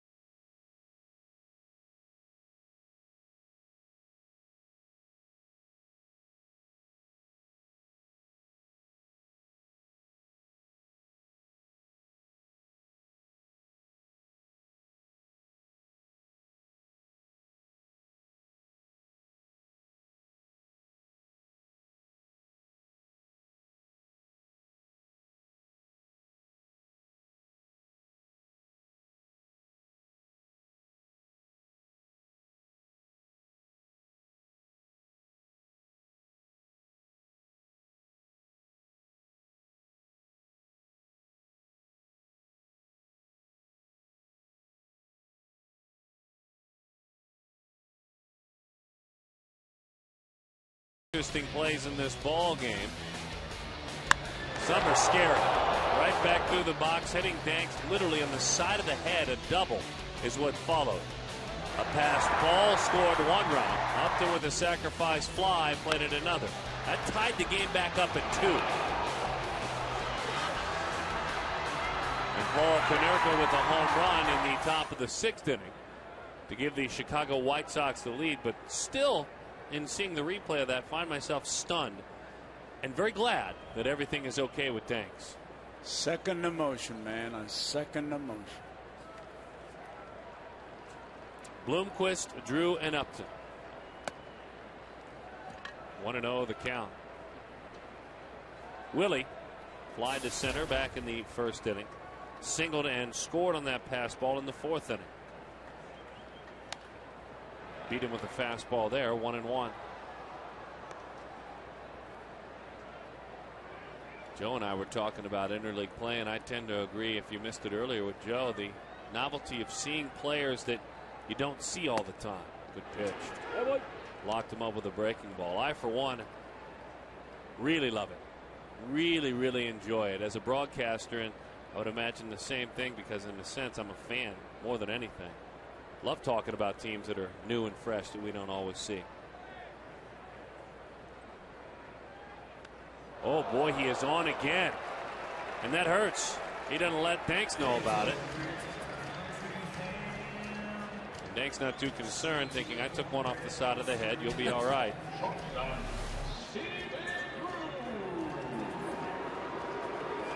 That's going to be a little bruise mark, but I tell you, that's not too bad to get hit there, man. You'll take them all on. He doesn't like it. Even though you're playing a different team, players are players, and you don't want to see a guy get hurt. Although Bloomquist, he's all right. 1-0 the count to Stephen Drew. It was Drew that squared up and hit the line drive right back through the box. And if I wasn't specific in the recap there, it actually hit, I'm guessing, the hardest part of his head, because it bounced into the seats. Ground rule double by the dugout.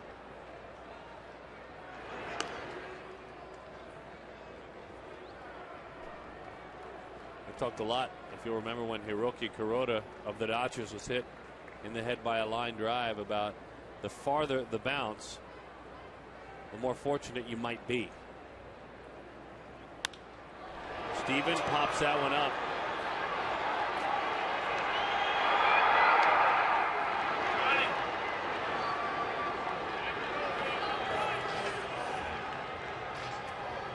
Bloomquist with a bluff, drawing the throw. Our high-speed pitch brought to you by High-Speed Internet. The good folks with CenturyLink make sure that they take care of that. Danks 93, Duke 88. Zach Duke now out of this game.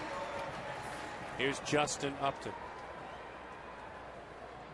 We set our sights on Upton, you and I, driving in together, before the game speaking with him, and when we came on the air. And now he has a big opportunity. It's kind of spot he likes. Right back to the bag. And I wanted to be specific too, when you and I were speaking earlier about Justin, about the word peace. When I say peace, I mean the kind of peace and quiet inside, with an EACE. As he takes a changeup, boy, pretty good pitch, called away. But then again, I think that might just be in part maturity. That's what it is. You have to grow into being a big leaguer. I mean, it's not just your ability. It's how you control from the neck up.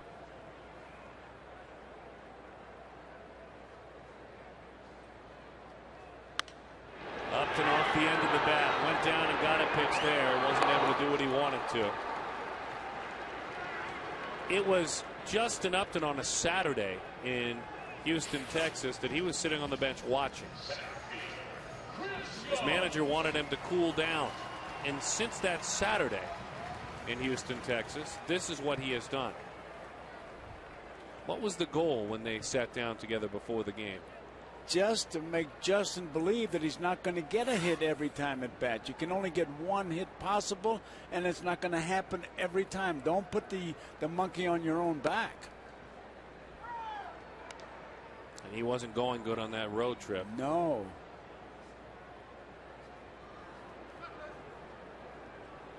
Ran into Kirk Gibson after the ball game that night in the tunnel.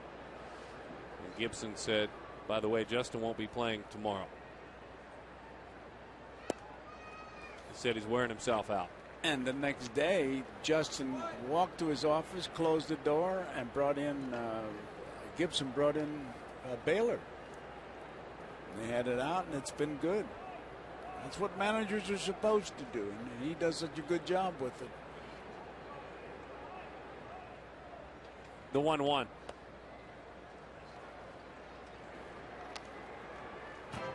Is it any accident that he found that seat right there? He's going to sit there. I mean, it's almost like I'm going to go back to my babysitter. Plenty of space on that bench. Other spots. Far end. The 2-1. Roller out toward third. Well, I'll tell you what, after his team gets him a run, that's a shutdown inning from the left-hander. He got that man, too.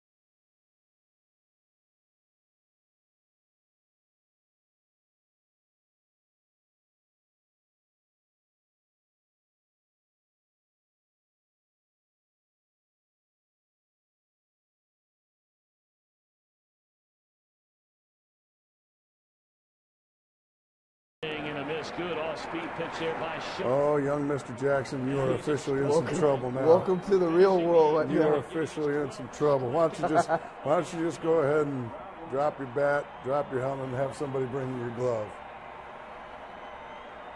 Because we've synced this before. We synced this one. Less than 45. D-backs fans, stay tuned for Father's Day game between the Diamondbacks and the White Sox. Mark Grace's Diamondbacks Championship Theater. Tony Womack, the emotional 0-1 Father's Day game when Tony hit a grand slam. Don't miss that show. Oh, don't miss any of it because it's going to be good. Talking about winning a championship. I remember that game. Womack teared up rounding third. It's a very emotional game. Make no mistake about it. It really is. 1-2 the count. The sad part of baseball is you can't really live by what you did today. As soon as tomorrow shows up, it's old news. Football, you got a week to talk about it. Pitch is high. 2-2 the count.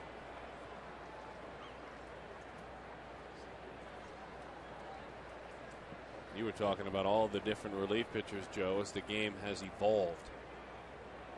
David Hernandez, the setup man. There's the closer in J.J. Putz. There's the left-hander in Joe Patterson. Longtime Major League reliever Joe Borowski on our pre- and post-game shows. And, Joe, the one guy that gets left out with all those fancy titles is the guy, and I can't even come up with a title, who comes in when your team is down by a run or two and keeps it right there. That guy's valuable, isn't he, Joe? He's the unsung hero. So we were talking about it earlier. You can't keep throwing out your thoroughbreds in one-run games when you're down. You're going to need them in those games that you're winning by one. So you have to find that piece that's going to bridge that gap. Keep your team in the game and give your team a chance to come back in those late innings. This isn't the case about Owings. I'm not saying it, but there are some guys who are best suited to pitch down by a run rather than up by a run, correct? Oh, it's riddled throughout baseball. There's guys who just thrive pitching in the one-run games when you're ahead. And then there's guys who are just more comfortable pitching behind, coming in a little bit early, picking up the starter maybe in the 5th or 6th inning, and they're just comfortable pitching when they're behind. Joe Borowski will talk with you in the postgame show. Sounds good, sir. Thank you, my friend. Let me just add this. Make no mistake about it. I don't care what business you're in, there is a choke point. Okay. And you can say what you want, but you got to overcome that. And the holder, there are a lot of guys who can come in and run behind, put them a run ahead, and they can hardly breathe. So you find out in a hurry. Because that mound, boy, there's no hiding place. You're out there all by yourself. You have the ball. You have to play catch with the catcher. And nothing happens until you throw it. And once you throw that ball, it becomes the batter's responsibility. 1-2, the count.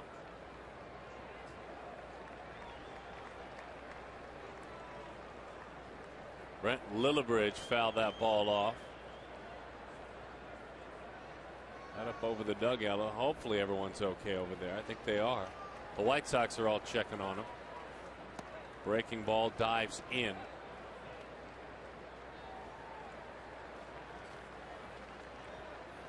Three runs, 7 hits, and no errors for the White Sox. For the Diamondbacks, 2 runs, 5 hits, and no errors. Good, he's all right.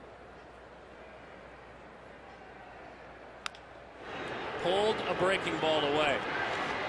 Mora in time for the second out of the inning. There's that crafty right-hander, if you will, Micah Owings. You thought lefties could only be crafty? He's crafty from the right side.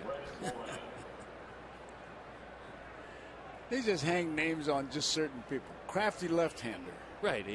Veteran right-hander. Right. I think you can be a crafty right-hander. Do you remember Pete Vukovich that pitched for the Milwaukee Brewers? Yeah. He was a crafty right-hander. One of the better-dressed players in baseball. Micah is in much better shape than Mr. Vukovich was. He was something to watch, though. He was exciting. 1-0 the count. You know, the relief pitcher is coming to his own, so to speak. When I was playing, it's when the starter got in a funk that they put him in a bullpen to pitch his way out of it. And then you started to get guys like Hugh Casey, Johnny Murphy, Jim Constanti, and it really built itself up. We had a great one in Ted Wilkes. Alpha Brazel was another good one. Now they got experts. Bouncing ball to the right side. Well, this man has become an expert. Coming in, restoring order, giving his team the chance to come back. All right, guys, time to come back.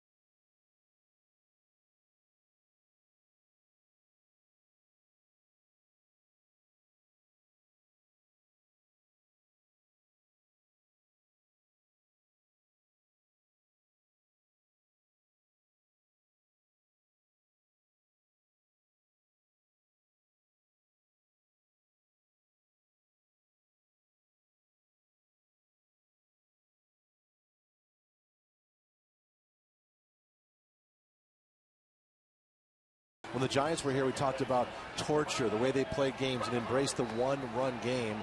Here we are again for the Diamondbacks. We've seen a lot of that of late. Are you starting to sense this team feeding off those pressure situations now? It's amazing what winning will do for your confidence level. And you're seeing the Diamondbacks feel much more comfortable playing these tight games.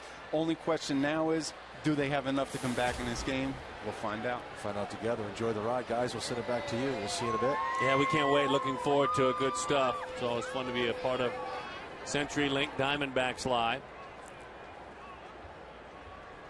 As Ryan Roberts, he digs in now with an opportunity. Now he squared one up, doubled. I think he thought he had homered back in the second.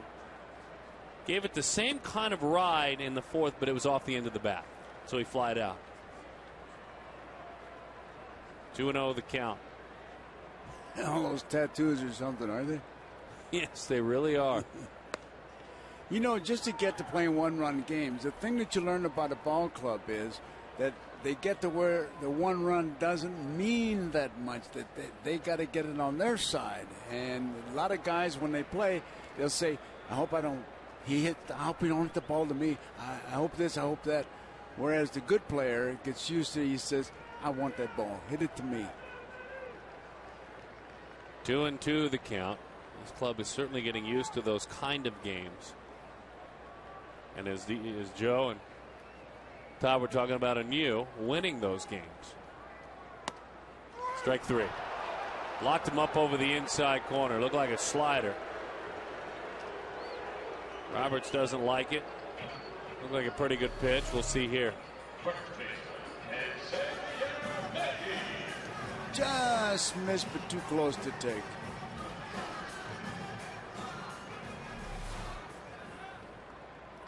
So what does Xavier Nady have? He digs in. Nady's line to second, grounded to third, off the end of the bat there from Nady. Every time you say Xavier Nady, I feel like this guy's been named after a church. Quite a name. Long-standing family name. Yeah, has to be. He is the 6th. His son is the 7th in the line of Xavier's. A proud family name. That's good. In 2008, Xavier the 7th was born. So there definitely, with your church tie, there definitely is some history to it. Family from France settling in the United States. And the name, as he fouls that one back, comes from St. Francis Xavier. Maybe that's why you think that. That's probably it. Or that there's a school in town, a pretty good all-girls Catholic school, Xavier. Right. 2-2 the count. Spins him out of there. I didn't know if you wanted to go into all that when you threw that out there. No, I just threw that out there, and it just kind of grew. Kind of sorry you did, aren't you? Yeah, it kind of grew. I've got more for you. The 3-2. Bouncing ball. Diving stop. Morel hops up. Not in time. A fabulous effort. A fabulous effort by Morel. And Xavier, the 6th, is on. And Xavier, the 7th, really liked it. I tell you, that's a great play. He makes it close, and he just does beat it.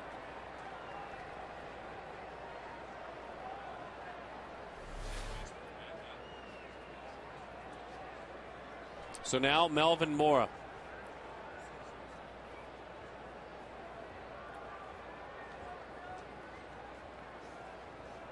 Now here's where you can manage if you're sitting in the stands. Explain. Well, you say to yourself, is he going to pitch around him? Is he going to bunt? He's looking for a sign. And I say he might be bunting because he's been doing that. And then would you pitch around Blanco? With the pitcher, albeit Micah Owings, but the pitcher waiting. He's a pretty good hitter. Owings. Mora needs this. The team needs it. Certainly they're down. The veteran on deck in Henry Blanco, but Melvin's 2 in his last 27 with regard to hits. Well, he's got the bat already too, man. He's ready.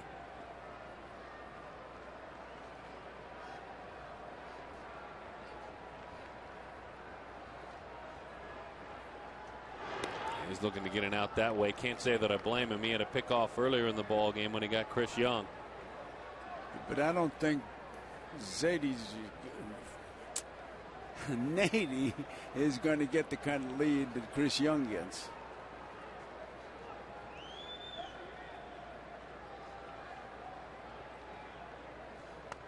Inside. Just call him the Frenchman. In fact, he gets a lead and then he kind of sneaks back. And as Matt Williams gets his sign from Kirk, now he's flashing one.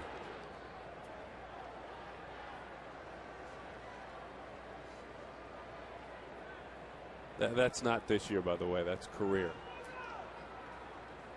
Want to be above 75%. Not, as you said, a base stealer. It's outside. 3-0 the count again. This is a hitter that has not done much lately. And boy, with the way Gibson has been going, you don't know. 3-0, is he taking? I would think he would be taking. He would be taking for me, but he let Roberts take a swing at 3-0. There it is. He does, and he drives it to left field. Lillibridge goes back. He leaps. He can't hold on. Melvin Mora had better hurry. With a slide, he is in there, and he hangs on to the bag. A guy who is 2 for his last 27 is given a 3-0 green light. Looks like he might have grabbed that hamstring. There's the unpredictability of that fella. He's not afraid to take a chance. He doesn't take the bat out of the hands of his players. And you just brought it up with the numbers, and he really hits it almost a home run. Look at this. He wasn't quite at the wall. The wall knocks it out. Well, he had it. You're right. He had it in the weapon. If he'd have had it in the pocket, he'd have held it. But he didn't know where the wall was, and you can see why. He almost went off the bag, too. Well, I don't know if that's unpredictable or just plain crazy. What? 2 for 27, 3-0 green light? It may be crazy, but that's unpredictable. That's another way of saying unpredictable.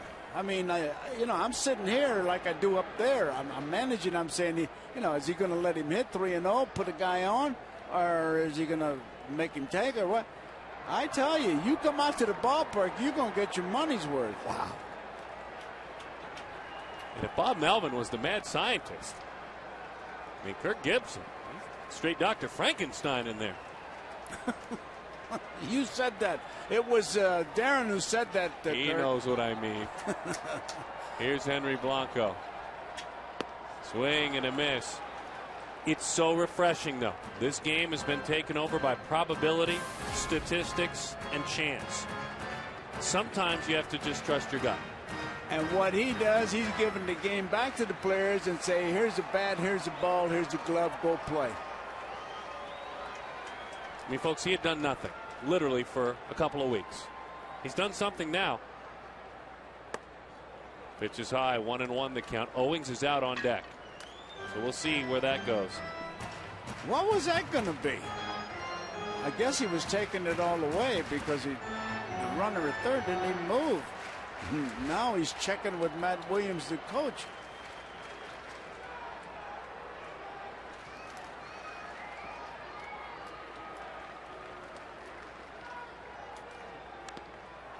Ouch. Got a piece of his counterpart there in Ramon Castro.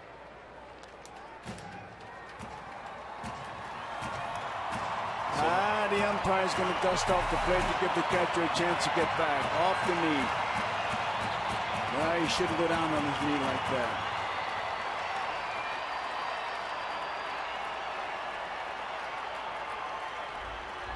Oh, man, that'll make you late for the dance.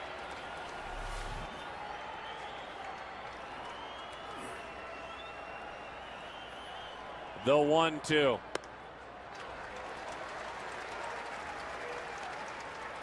He can stay stubborn. There is a pitcher on deck. He's a good hitting pitcher, but still a pitcher nonetheless.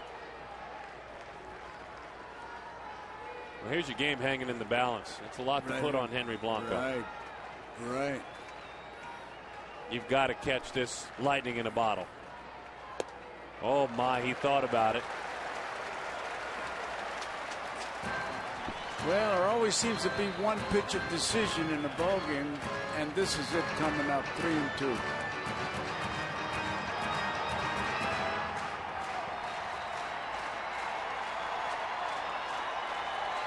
Ozzie Guillen looks on.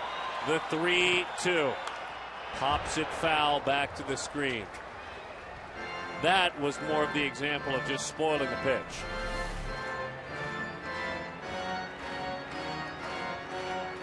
Not so sure that was a strike.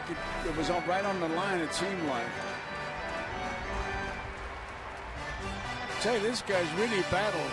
If you've joined us late, he was hit with a line drive right off the top of the head and did not leave the game. Yeah, this is just a make contact, put it in play situation here. And Joe's talking about Danks. It was scary. It ricocheted over into the seats by the Arizona dugout. The 3-2. Popped up. This won't do it.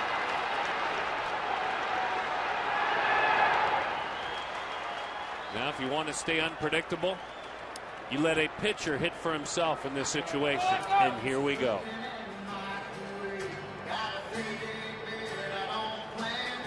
He was reminding him that this man can hit. Diamondbacks are 0 for 3 with a runner in scoring position tonight. Mike has 1 for 6.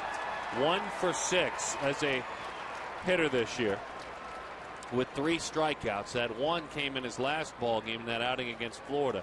He is a .289 career hitter, but over the last couple of years has not been able to apply his trade nearly as much as a hitter.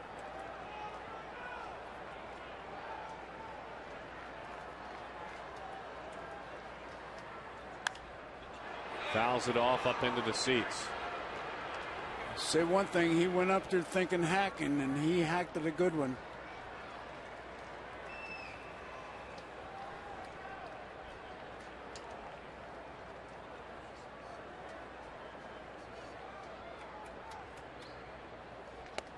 Oh, 0-2 the count.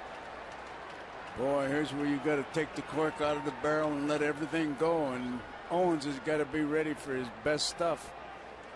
There'd be no nibbling going on here.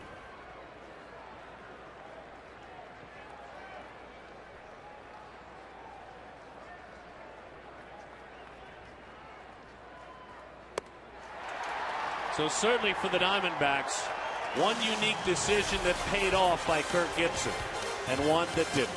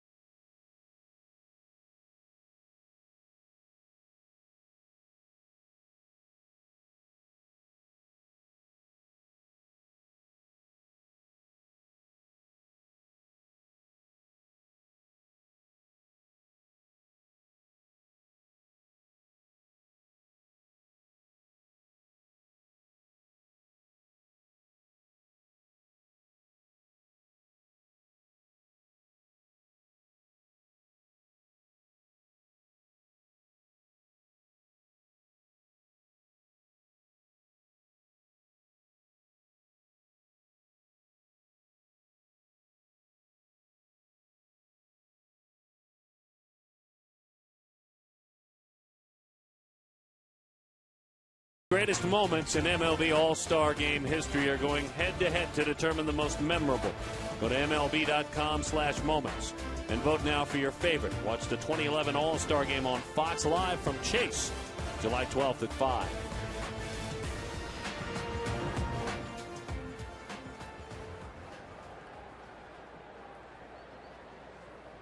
Carlos Quentin leads it off. Well, yet another Diamondbacks baseball game where you say, I've seen just about everything. We have in this game. You and I talk about that, though, on the ride home after each game we do, how unique this team is and the way they go about their business this year. There were guys like Parra. Quentin hit again. I think he's been hit 15 times, Steve Stone was telling me. That's 16. He is a regular with bruises all over his body. Well, he doesn't actually move. Once he gets in the batter's box, he sets himself like his feet are in concrete and stays there. Watch. Boom. Well, and the look that he gives is, well, they got me again.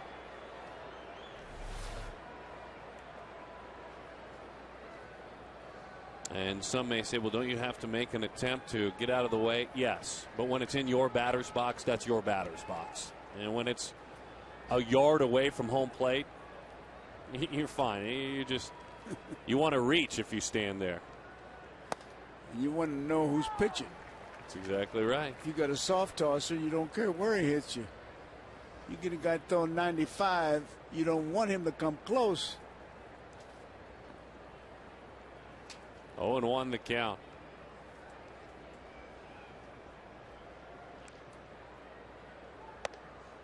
Yes, sir.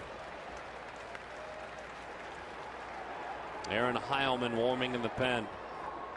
Well, there are a lot of former Arizona high school players who gather around, maybe have a cold beverage and tell glory days, about Konerko's exploits from back in the day. Oh, yeah, I faced him. Chaparral High School. How do you were watching tonight? Quit telling your buddies you struck him out. That'll never stop. When I go back to St. Louis, I still can't find the guy I got a hit off. Really? Everybody struck me out. If I find that guy that got, I'm the only guy who went to the big leagues, didn't get a hit on the playground.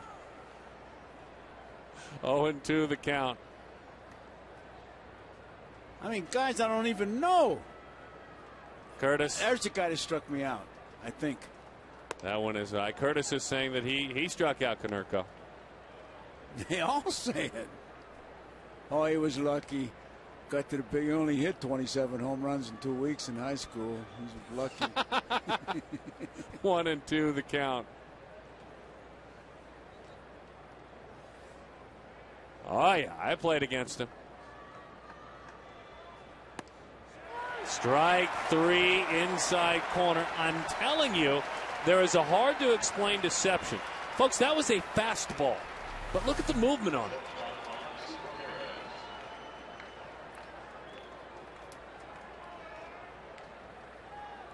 That ball was moving. It's not how hard you throw it. If you can throw hard in the strike zone with some movement, you're going to win at least 15 games, probably 20 or so.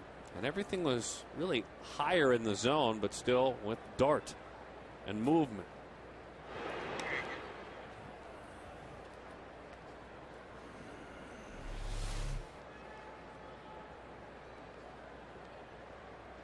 It's a good angle because you see how long you see that 15 on his jersey before you see the arm, if you're the hitter.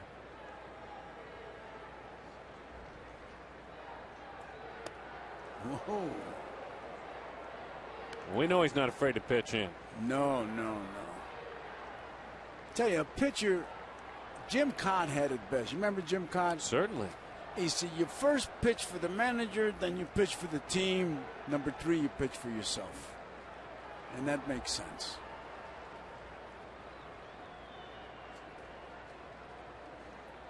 One and 0 the count. Ramirez. Beautiful breaking ball. Beautiful. 1-1.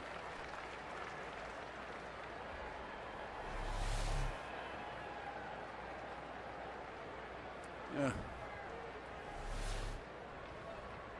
Oh, we had a little airplane. Oh, Pepsi Max airplane that got loose down onto the field. Used to have a lot of those. I hope they don't start that up again. It's just like the balloon. Fold a wrapper. Yeah, don't do that. Dodger games, he used to really build some great airplanes. and balloon balls. I used to love going to the upper deck at Dodger games and seeing if I can make it with my airplane. You're nuts. I'd look down and my dad would be looking up from the dugout. That's right. Shaking his finger at me. And when you got home, you got it. You got an airplane on your nose. All right, enough of that. 1-1 the count. Pitches outside. Boy, he's around that plate, I'll say that.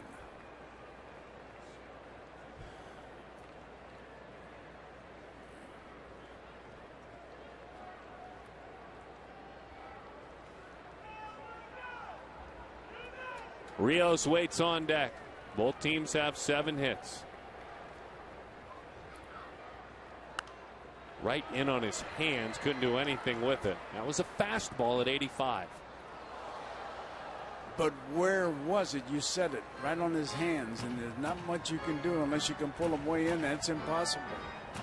If you do hit the ball on the fat part of the bat, pulling your hands in that far, you're just going to hit a ground ball. He's spotting the ball well so far.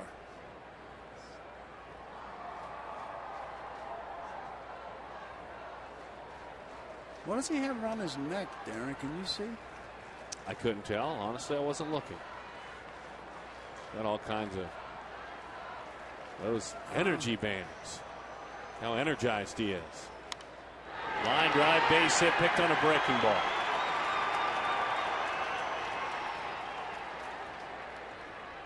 So Ramirez has a 3-hit night.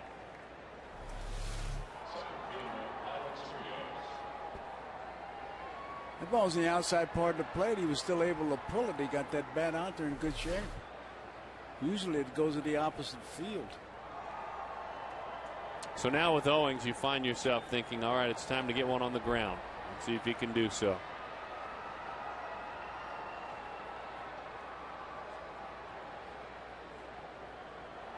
A lot of room. Mora closer to the line on the left side. Inside corner, strike one. Micah has rolled up 3 double plays already this year. And he's had just 15 opportunities to get them. So that's a high number.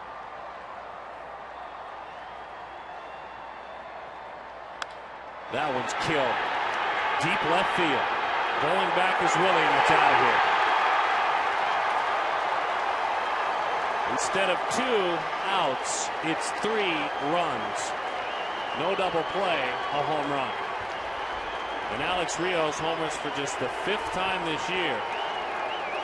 Micah Owings, who hit for himself in the bottom half of the inning, comes on and surrenders 3 runs.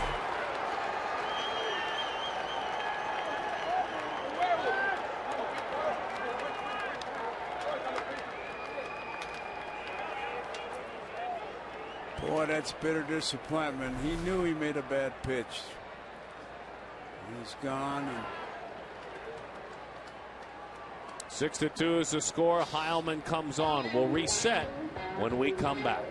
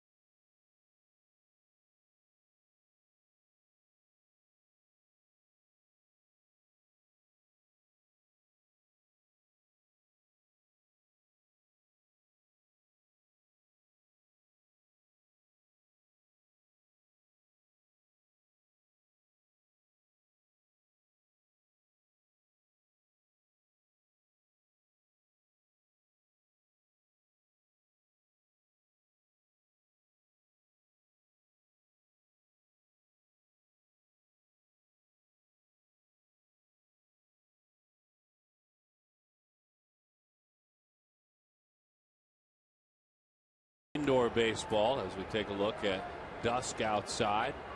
Nearly 7:30 in the great state of Arizona. And for our viewers in the Valley who have friends back in the Midwest, nearly 9:30 in Chicago. White Sox fans. And to have you joining us for Heilman starting to try to piece it together a little bit more. In a year in which there have been many speed bumps in the road. Right back to the screen. He's got a good arm, certainly has a good history as a major leaguer. And a good changeup to go along with that fastball and the slider. But you can't make that big mistake. You can't throw up that big balloon ball. That's why these guys are big leaguers. They'll jump all over it.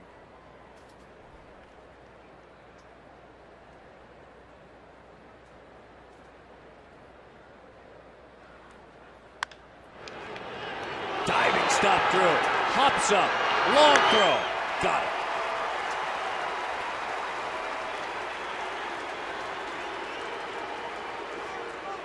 Two outs.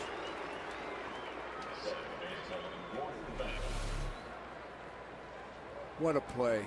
Anytime you leave your feet, you have to get your balance and get something on the throw. I tell you, I don't know if he's going to be at the All-Star game or not, but he's played like an All-Star shortstop.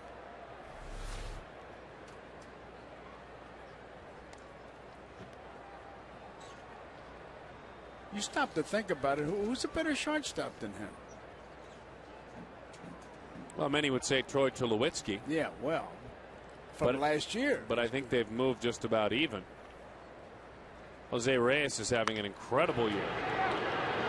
Mora fielding, firing, in time for the out. Heilman cleans it up. They've got a lot of work to do now, these Diamondbacks. Down by 4.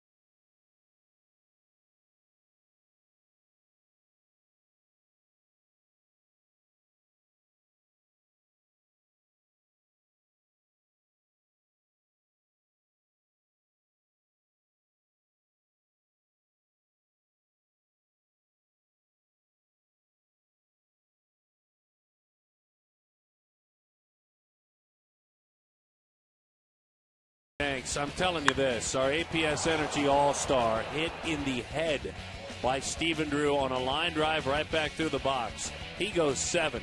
He gives up 1 earned run, 7 hits, 7 strikeouts. Leave the young man alone. He didn't walk anyone. And I'm telling you this, he is now the team captain of the tough guy team. No question about it. The other thing, too, he was looking up like he thought maybe he could make a play on it. We've seen that play a couple times, and I thought to myself, what is he doing? And he was looking for that ball, that extra step. This is a big strikeout bullpen, nearly a strikeout per inning of work. The Chicago White Sox.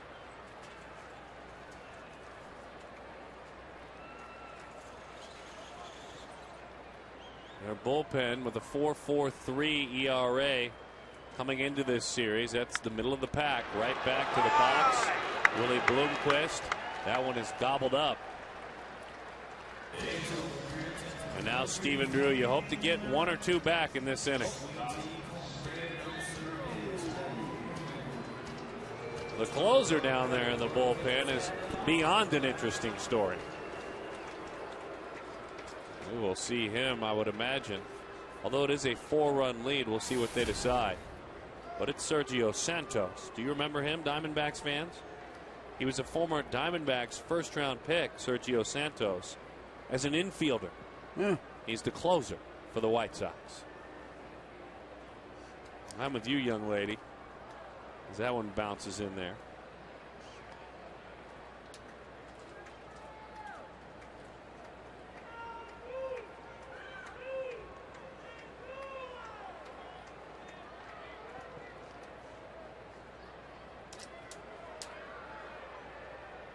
The 1-0. Fastball misses outside. 2-0 the count to Stephen Drew.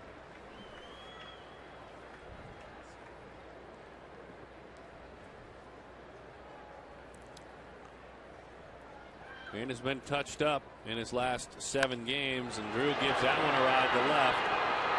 But that is an easy chance.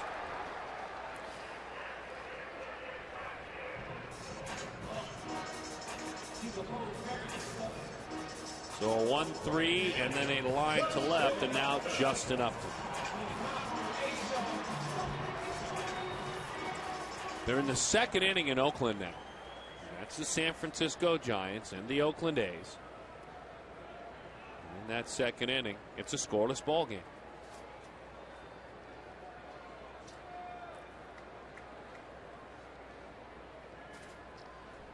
Upton takes a slider for a strike. Joe, it's fun now that it's hot in the summertime to be looking at other teams' scores in the Western Division, isn't it? Oh, yeah. That's the first thing I do when I come in the ballpark is check that big scoreboard. Upton up the ladder. There is Beckham. So the Diamondbacks pushing it late. They're down 4.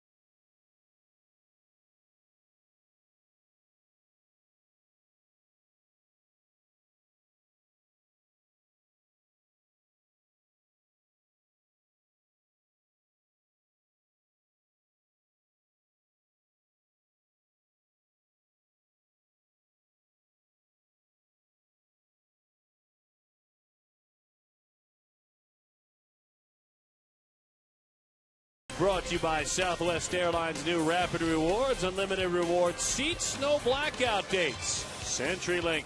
Quest is becoming CenturyLink. CenturyLink. Your link begins here. Find out more at CenturyLink.com/link. CenturyLink.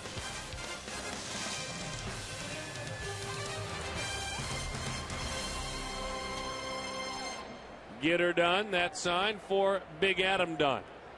As he pinch hits.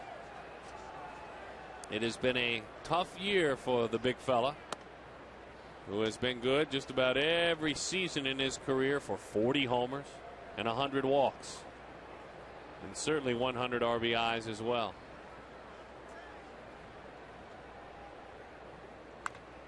Rolls that one off the end of the bat. He looks at a huge defensive shift right now.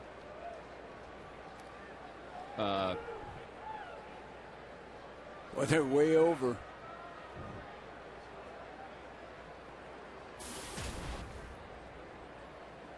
.185 this season. Just 7 home runs, 29 batted in. Done a mile high. Melvin Mora all by himself at short is there.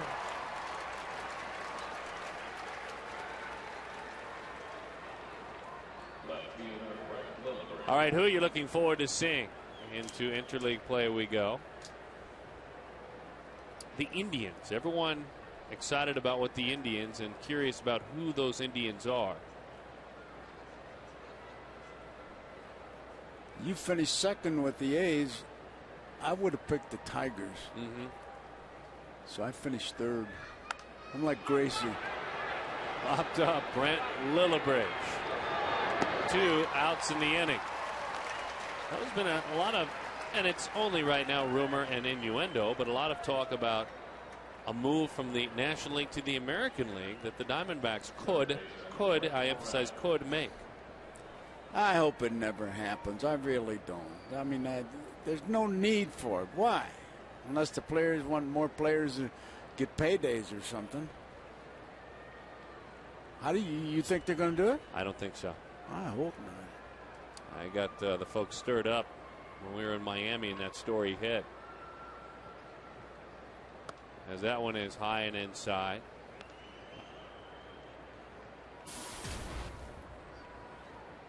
The other team that's mentioned is Houston as a team that would move. I think the commissioner wants to realign. I think we're starting to hear some of the ideas. I don't think we've heard where he'd like to go, which is really dramatic realignment. Hey, and regional. I didn't think I'd like the divisions and wild card and all that, but it's great. Eric Hall saying, I'm listening to my fans. They want to stay in the National League. His initial response was, I would listen to anything that was suggested by the game as well, which is what he has to say. You can't stand up and pitch a fit. You have to be presidential, if you will. 1-2 the count. What's that word you use when you got a tweeter? Oh, do you Twitter? No, I don't. You tweet? I don't tweet. I don't Twitter, and I just barely. Let's know look it up. Where's your page? I don't look up. I'm not a tweeter. No, okay. Or Twitter. Sound like I got a speech impediment. Follow Joe, folks. Yep, follow him. Come on. 2-2 the count. I mean, you'd be at 1 million followers in a blink. 1 million. I don't want them. They'd be telling me, why did he do this? Why did he do that? I got enough of that. No, I just got a nice, sweet wife at home, and I want to talk to her. 2-2.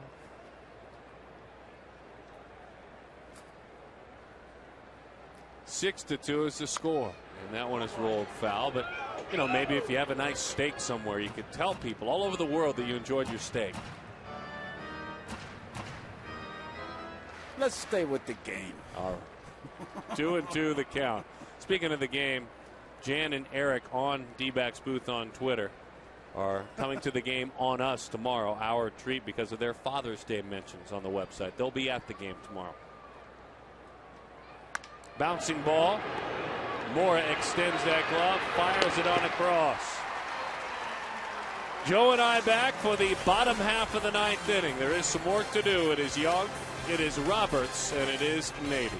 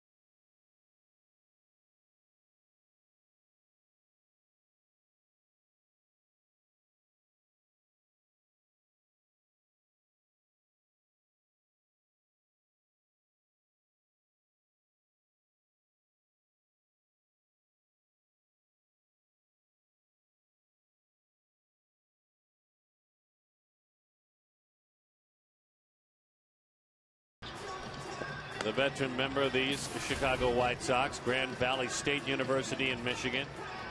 Turned himself from not a big name school into a first-round draft pick. He's got a big left arm.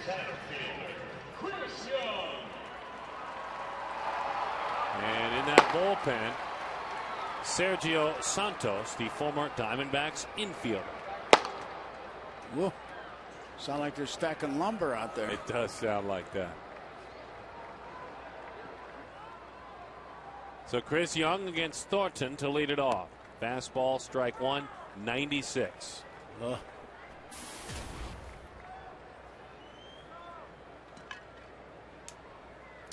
.2 ERA his last 13 appearances, and that one dives down and in a hard slider from that arm. I mean, far and away more strikeouts than any left-handed reliever the last couple of years. Somehow that shattered bat was strong enough to find the ball into center field. Somehow. Usually if you're a pitcher and you do that, you think you've got the guy.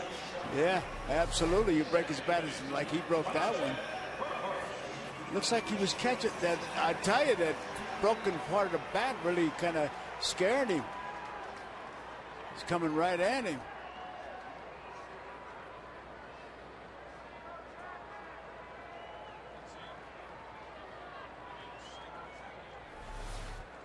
Thank God that it wasn't one of those metal bats that they use in college. Whoa.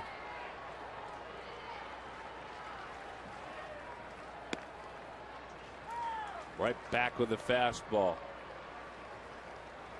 His team has shown a lot of spunk, a lot of fight, and certainly comeback ability. But this is a tall task. 4 runs in the 9th is a lot. And there's some big arms waiting. If it's not Thornton, it'll be Santos. Roberts tonight has doubled, fly to center, and struck out. Didn't like the call on a cut fastball inside. He thought it missed. It was too close to take, obviously.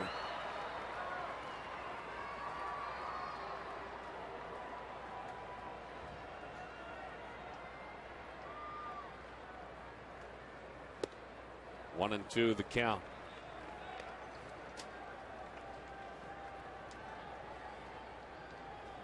This kid just played his way right into this lineup, and he's going to be around a while.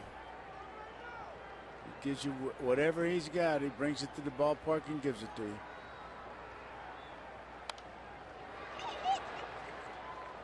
We'll do it again. 1 and 2 the count.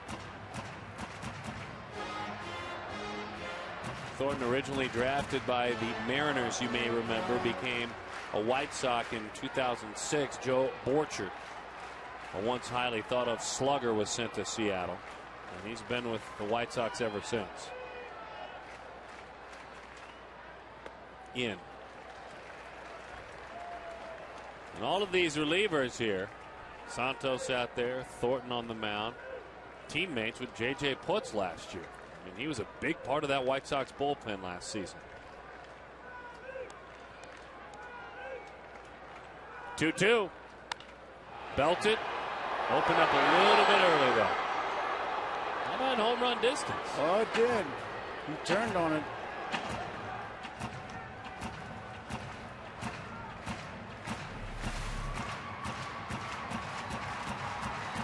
Watch the catcher here.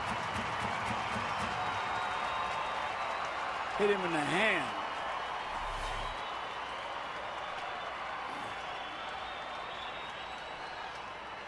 That's one thing when you're catching, you find out who the guys are to hold on to that bat when they come around.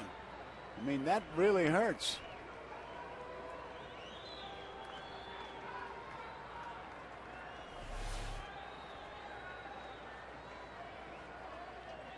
Two. Couldn't get to the fastball. Instead, it's popped up to the right side. And Beckham is there for the first out of the inning.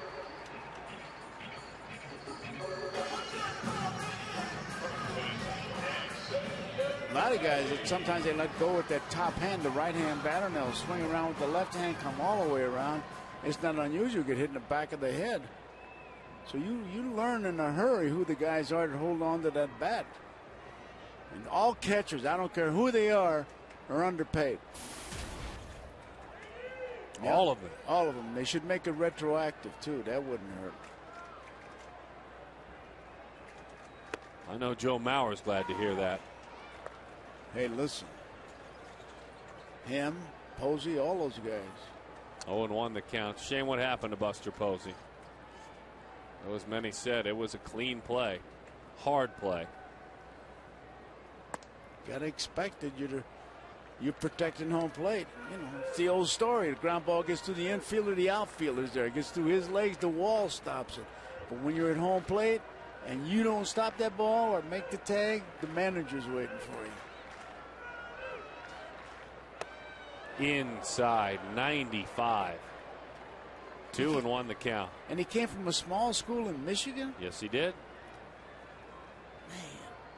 Grand Valley State University in Michigan. They couldn't have played that many games. And he just played a little bit of baseball. There's a young man from Central Michigan, Josh Colmenter. Popped up, beat him with the fastball. And there to put it away again is Beckham. Now Melvin Mora.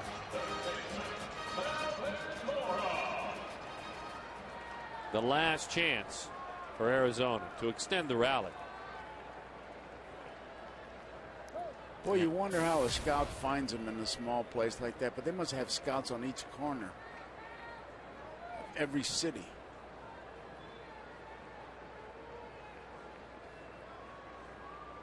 There they are. It's a proud day for those gentlemen, as that one is inside. But you talk about finding Thornton. I mean, at that Division II school, he played basketball as well. He thought he might go play some basketball in Europe. That's really what he wanted to do. Runner moves up there. No stolen base for Chris Young. Defensive interference, my favorite statistic. Well, there was one on the road in Miami that was way off base. 2-0 the count. And they changed it. 2-1 the count. And because of that, Chris Young has an extra stolen base.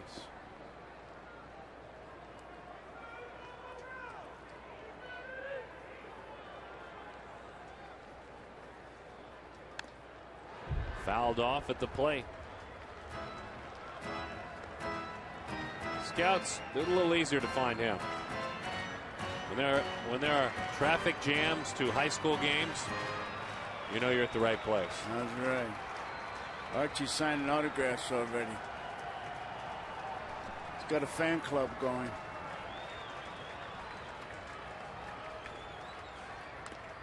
Fouled off. Oh boy, that was close. Castro just getting beat up. Another one off the catcher. Now he's just going out there to try to get his parts together.